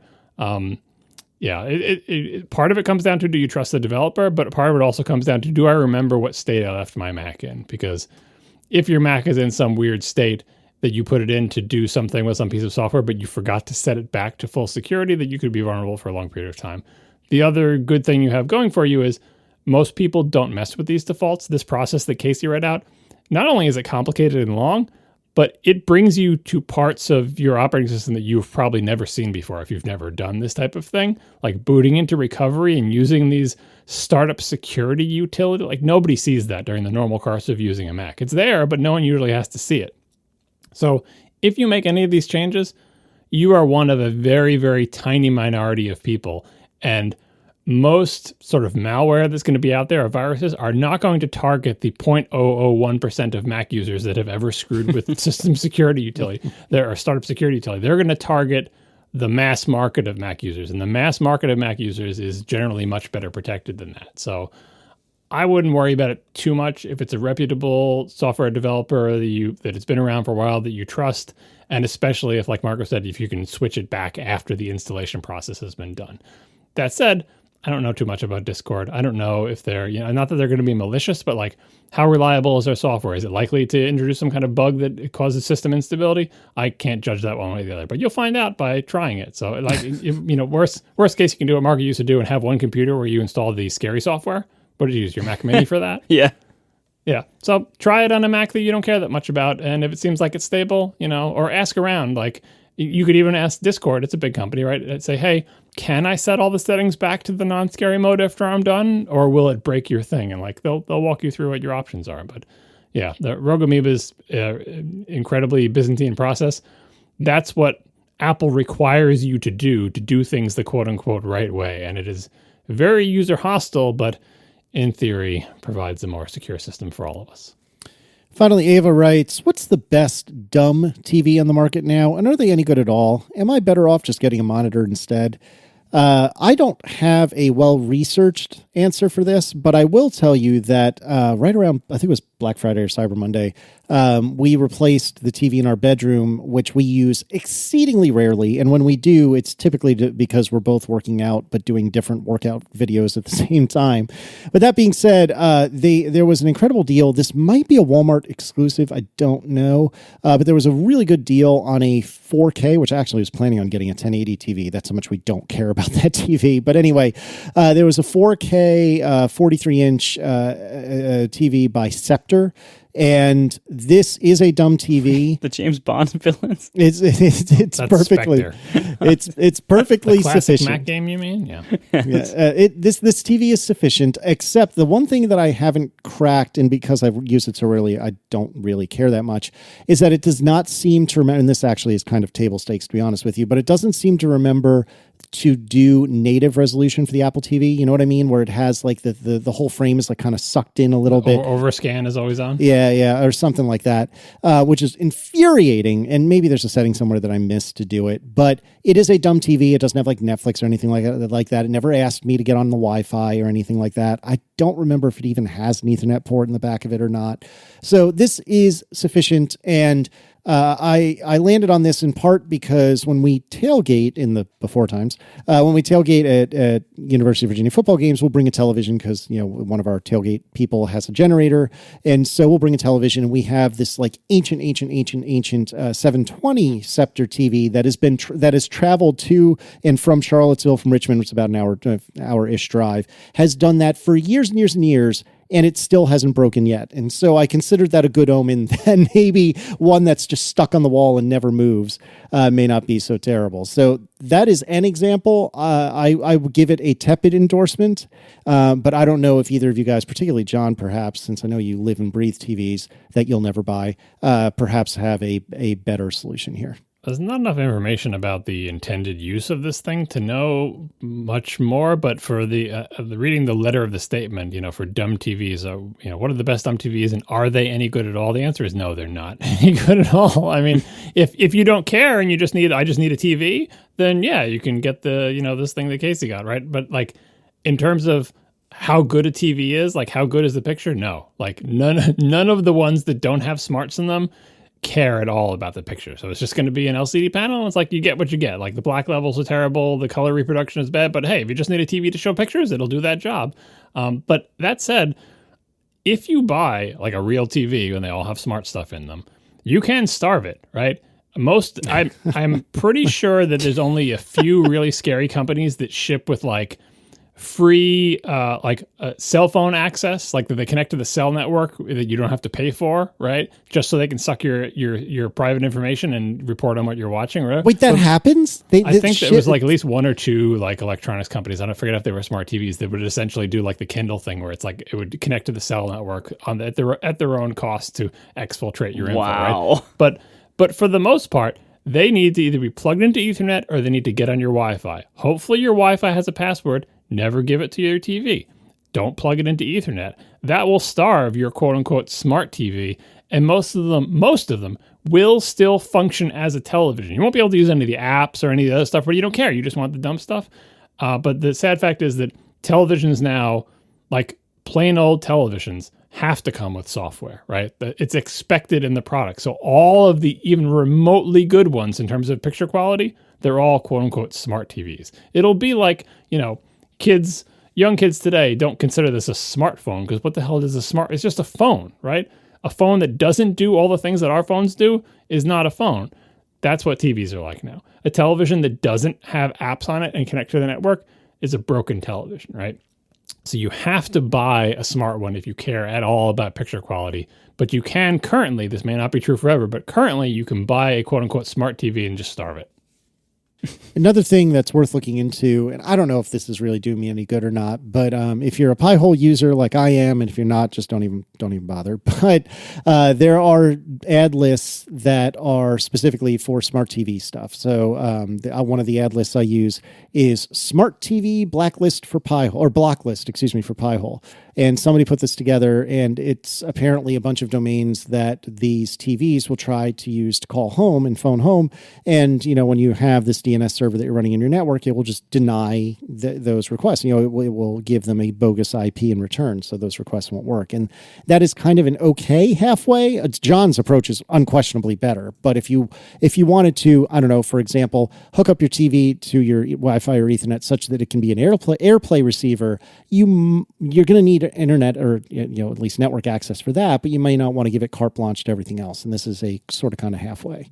People in the chat room pointed out that televisions will find your neighbor's unprotected Wi-Fi network. Right. Oh God! If you have a neighbor who doesn't have a password and you don't let it get to anything, it will find that one very often and connect to it. So starving it may involve tinfoil at a certain point, not on your head, but yeah, it can be done. But this is a sad fact. No one who cares about picture quality would ever make a television that doesn't have any smarts, and unless they were doing something like, for commercial purposes for your restaurant, here's this essentially monitor. But those are going to cost you $10,000 or something, because anything for commercial purposes is always ridiculous money. Thanks to our sponsors this week, Squarespace, Linode, and Lutron Caséta. And thanks to our members who support us directly. You can join at atp.fm/join. We will talk to you next week. Now the show is over. They didn't even mean to begin, 'cause it was accidental. Oh, it was accidental. John didn't do any research. Marco and Casey wouldn't let him, 'cause it was accidental. Oh, it was accidental. And you can find the show notes at atp.fm. And if you're into Twitter, you can follow them at CASEYLISS. So that's Casey Liss, MARCOARMENT, Marco Arment, SIRAC, USA Syracuse. It's accidental. They didn't mean to. Accidental. Tech podcast so long. Speaking of playing games like AWS, the game that we played this episode was, if you, during the course of listening to this episode, sent me an email to tell me that I can hold down the microphone button on the Apple TV remote and say, "What did he say?" and it will rewind, turn on captions, and play forward, you lost the game, because that means you didn't read my article, which mentioned that very feature towards the end of it. So thanks for everyone for playing. I hope you did well. Wow. Sorry, John. So one of you put this in the show notes. I probably should have done this, to be honest with you. This made the rounds a couple of days back. Toyota apparently has a patent for a quote-unquote manual transmission for electric cars, including something that vaguely resembles a clutch. I actually completely forgot to look into this before the show, so I apologize for that. Can one of you do the job of chief summarizer in chief for me? Yeah, I read this article a few days ago, so I've already blocked most of it out of my mind. But it's exactly what you think. It's a stick shift lever with an H pattern, right? And a clutch pedal. And they all work the way that you would expect them to. But imagine that the clutch pedal is not connected to a clutch and the stick shift is not connected to a gearbox, right? It's kind of like if you're in a really cool simulator, right? It doesn't go anywhere. There's no wheels, there's no engine, but it's a simulator. It's trying to teach you how to drive a stick shift. So it works kind of like a flight simulator. The flight controls aren't connected to control surfaces on wings, but it has to feel like a real plane. So, if there's when you're diving or something, or if there's tension on the stick, you have to feel that, and the pedals you have to feel. That's what it seems like this is like. And, hey, most cars are brake by wire and, throttle by wire these days, meaning that rather than the gas pedal being connected to a series of cables or whatever that cause a throttle to open, right? Instead, they're just connected to an electronic switch that can tell you have pressed the gas pedal 1%, 2%, 3%, 4%. And that measurement of that electronic thing sends a signal through wires to something that eventually opens and closes throttles on the engine. Same thing with the brakes. A lot of modern cars are brake-by-wire. Rather than the brake pressing on a thing that causes hydraulic fluid to press the little calipers to squeeze the brake pads, that brake is connected to nothing except for an electronic sensor that tells how hard you're pressing on the brake. And that electronic sensor then does the rest of the stuff in the car. Well, this thing is like, imagine if the clutch was not connected to anything except for a little electronic sensor. And imagine if the stick shift was also not connected to anything except for an electronic sensor. It's exactly the same. It makes much less sense than brake-by-wire and throttle-by-wire, because the whole point of the stick shift and the clutch is to be mechanically connected to the things that they do, because you're mechanically changing gear ratios, and you're mechanically engaging and disengaging clutches, right? So it strikes me as the coolest technology ever for playing like Gran Turismo, like, or, you know, some other like iRacing or whatever, like video game racing, because to make this work, they have to take a car that probably has one fixed gear ratio, maybe two, right? But that you have no control over, right? And simulate a clutch and a gearbox so that you can play a fun game while you drive. And that means that like your engagement of the clutch and the slipping of it and the gear ratios is used to essentially, I guess, calculate how much torque the electric motor should put out, right? So I think you could actually do this in a really convincing way, because you have really good precise control, especially if there's a fixed ratio. Like, you have really precise control over it, and because you get like 100% of the torque from 0 RPM on an electric motor, you can simulate, I'm assuming, less than 100% of the torque by just controlling how much power you send to the electric motor. And I imagine it could feel almost like you're like slipping a clutch. They even put in stalling, so that if you don't give it enough gas, Oh my God, they simulate that as well. Like, what are you stalling? Like, there's nothing to stall, but they simulate that as well. It is essentially a video game. So I think it's really clever, and they should totally sell this technology to those people who make those cool like racing rigs that people play video games with. But I can't imagine like wanting this on an electric car, because I mean, well, maybe like on one side, I think like, well, what if you want to play this video game when you're really driving? I mean, you could, right? But I don't think I want to play this game. And it's not because it's not real. I feel like it's like, once I go to an electric car, like the game is there from, as far as I'm concerned, and your mileage may vary, in case you can chime in a second to hear how you think about this. But the reason I enjoy that game of driving is because it makes the car perform better than it would if it didn't have a stick shift. So if I took the stick shift out of my Accord and put literally any other transmission in there, except for, no, probably even the world's best current like automated manuals and automatics, it would be worse because it has so little power. Like, there's not a lot of horsepower, right? I need the stick shift to have complete control over what gear I'm in and how much of it I'm putting down to the tires to make the car perform better and be more fun, and not annoy me like, oh, you picked the wrong gear, stupid transmission, or whatever. But you don't need to do that to make an electric car perform well. It just let it do what it naturally does, and it's great. So I don't think I would choose to play this game. But Casey, would you choose to play this video game in your car? I don't know. Like, the whole point of learning to drive a stick, and the reason I enjoy it so much is because it is a skill that my impression is not unlike golf. I wrote one or two posts about this years and years and years ago that I'm too lazy to dig up. But the idea is, every time you take off from a stop or every time you switch gears, that is another chance to have something that's smooth and efficient. And sometimes I do a good job of that, and sometimes I don't. Part of the reason I like a stick shift so much is because it is, as you were saying, like such a direct connection to the mechanics of the car. And I think simulating that, while novel, would probably be silly. And honestly, one of the things that I love about electric cars is that there is instant torque always. And you can mash down on the loud pedal. Well, except it isn't loud, but you know what I mean? You can mash down on the accelerator. You can mash down on the whining pedal. It's still loud. Like, it makes a noise. It's just That's fair. Different. You can mash down on the whiny pedal and you are launched forward, and that's what makes electric cars so fun. And I don't know. I think this is novel. I would certainly love to try a car that did this, but I don't suspect that this would be something that I would particularly enjoy.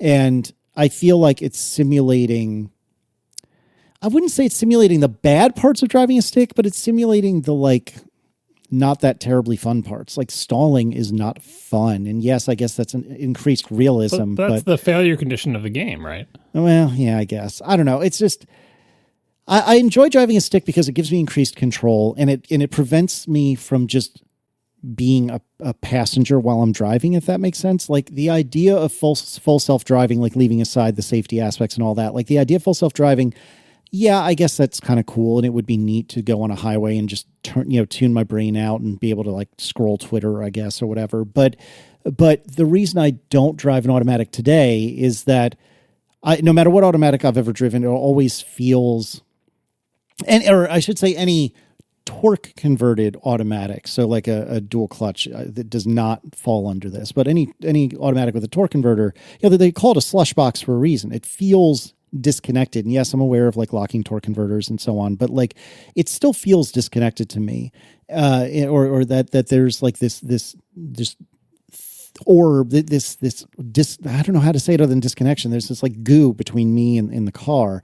And I love driving a stick because I have a direct visceral connection to the car. And I don't feel like this would give that back. It would just remind me that what I'm doing is a crummy facsimile of the real thing. The other thing I think of that might be a use case for this, that it would provide some benefit on an electric car, is that controlling how power goes down to the ground, right, sometimes can be done in a more sophisticated way than simply a dial that goes from 0 to 100, right? Like the gas pedal, right? So on an electric car, say you're stationary and let's say you're in a snowy, slippery, icy condition and you want to get the car going and you don't want to have wheel spin.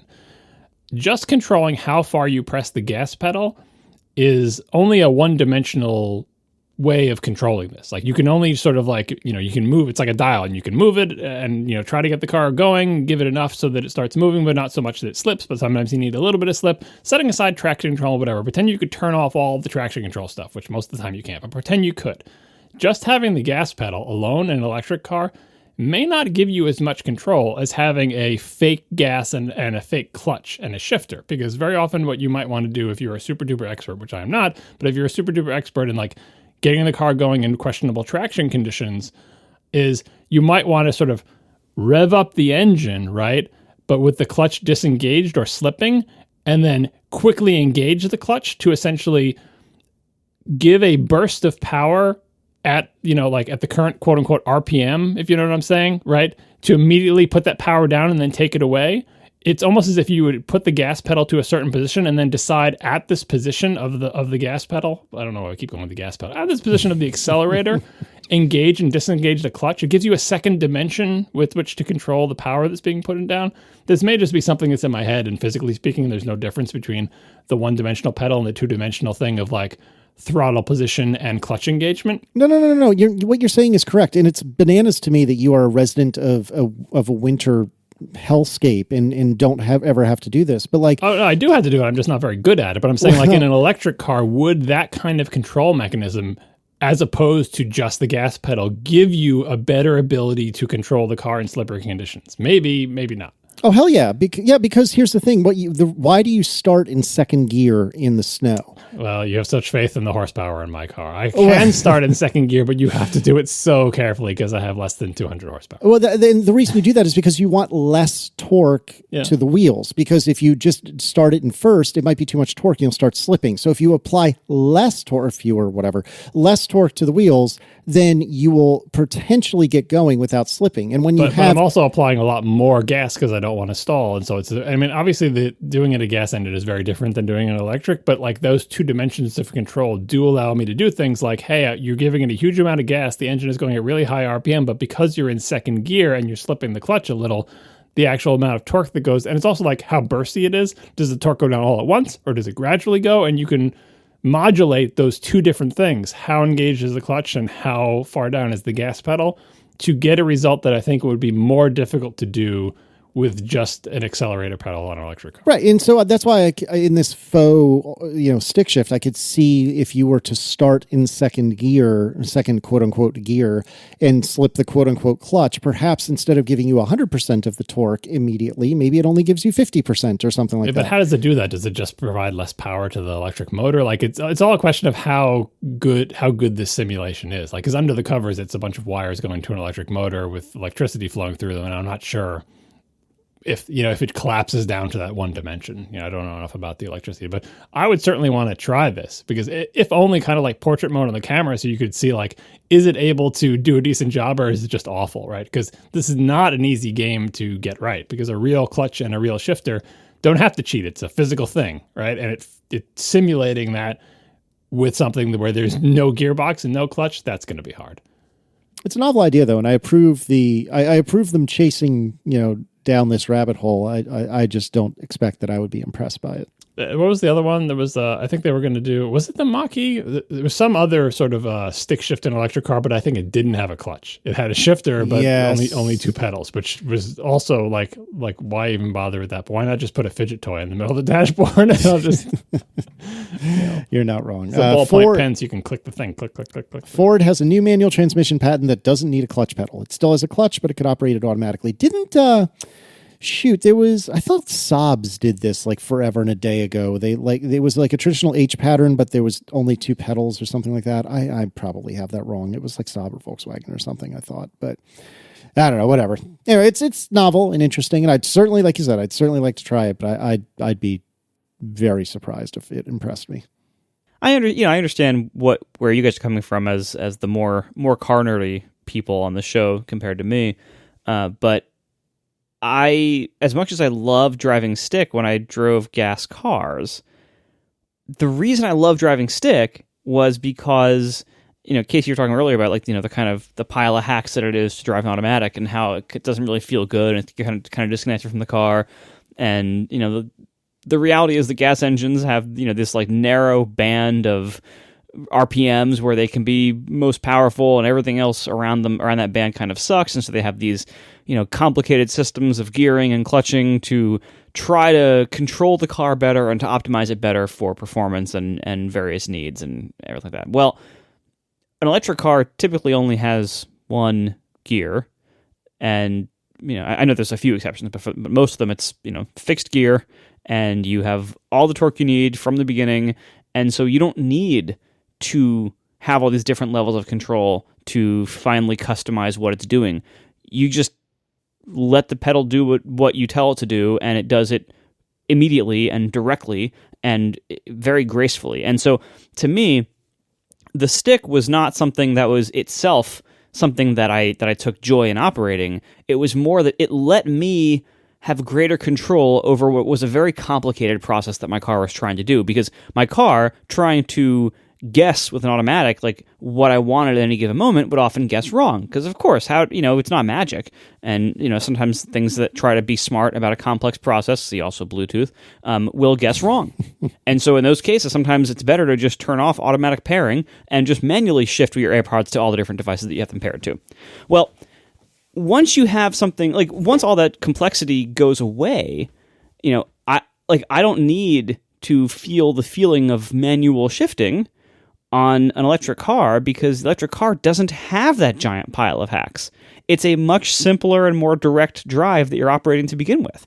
And so I don't need to feel the feeling of operating a clutch and shifting gears and everything to be simulated for me on a car that doesn't need any of that. I would rather just drive the car directly with my foot on the single pedal that you actually need to drive the car directly. And the feeling I get of like the control over my car, it doing exactly what I want it to be doing, those feelings that I would get by operating a stick on a gas car, I get those already with electric, because that's just how electric works. And so I don't need something like this to, simulate this old thing for me. in the same way that I don't need my electric car to play engine noises over the speakers. Well, a lot of them do. But to be clear, electric motors do have power bands. It's just that, like I said, they're shifted down so that all the torque starts at 0 RPM, which is not how gas engines work. But they do have power bands. And the complaint about they're good, they're wide, and they're shifted way down low, which makes them ideal for almost all use cases. But in the case of like very sporty cars, the electric motors tend to tail off when you get to really high RPMs, which is why, the Porsche Taycan has 2 gears in it, because when that power tails off, it upshifts, right? And now it's if you drew like the power and torque curves for the various engines, you'd see the electric ones are way better suited to the case of driving around in a car, but it's not like a flat plateau forever. It does tail off. So that's why gear ratios exist. And the other thing about driving with the electric cars, because this power band exists, and mentioning like thing choosing for you versus you doing it yourself, the equivalent to that, I think, in electric cars is the setting that most of them have for how much regenerative braking you want, and the idea of one pedal driving. The manual transmission way to drive an electric car is not to do one pedal driving, because you don't want one pedal to dictate both how much energy is going to the motor and also how much regenerative braking is being applied, because those are two separate things. The manual way to do it is to say, okay, both pedals are totally disconnected. It's all electronic, obviously, electric car, right? Gas pedal just controls power to the motor, and brake pedal controls braking. And most of the brake pedal may be regenerative braking before it hits the friction brakes, but the point is you decide how and when to apply any braking at all and how much braking should be applied, versus just having the gas pedal and saying, okay, when I lift up on the gas pedal, apply regenerative braking. Because the thing about one pedal driving is you can't do an emergency stop with one pedal driving, right? Like the regenerative braking is never going to be such that when you lift your foot off the gas, it slams on the brake maximum. It would like you'd injure people, right? So you do have to use the friction brakes or the brake pedal itself sometimes, but sometimes you don't. And so that sort of automatic mode of like, we'll mostly choose what you think is the right thing. But of course, if a kid runs out in front of your car, take your foot off the accelerator and jam on the brake as hard as you possibly can. We still expect you to do that. But in the easier cases, the regenerative braking, which we will dial in based on your setting in a preference screen somewhere, will give you that as you lift up on the gas pedal, so you can do one pedal driving around town like you're in a golf cart, right? So I think that when I think about my electric car future, when I think of like what it would be like to have a manual transmission, what I mostly think about is, please no one pedal driving. I don't want any braking of any kind to be applied unless I touch the brake pedal, because I'm an old fogey and that's what I want. And that I feel like would give me the most control over an electric car, because I find one pedal driving disconcerting because I'm not used to it, but also philosophically, in the same way I don't like automatic transmissions, I would like to control when braking is applied. Maybe that's the answer, is we repurpose the third and leftmost pedal as a analog application of how much regenerative braking you want. No, so I don't want if you want to just slow down a teeny bit, you put your left leg just a teeny bit down on what was formerly known as the clutch, now is the regenerative braking pedal. And then when you want to get a lot of regenerative braking, like you want to slow down on a very steep hill, downward hill, then you just mash down on the thing that was formerly called a clutch, and you get a whole bunch of regenerative braking. That's one of the measures of really good electric cars, is how well they blend the regenerative braking and the friction brakes, right? Because you don't want to feel when they're switching from one to the other, and that's actually tricky to do. But I think, with the exception of doing, what is it called, wheel stands or whatever, with the exception of the thing where you're taking a gas car and you stand on the brake and the gas at the same time to build up torque for a big launch or whatever, you generally don't want to give anyone the opportunity to apply both the quote-unquote gas and brakes at the same time, which is why when you learn how to drive, even though there are 2 pedals in an automatic car and you have 2 feet, the way you drive it is not left foot on the brake, right foot on the gas, because that's bad.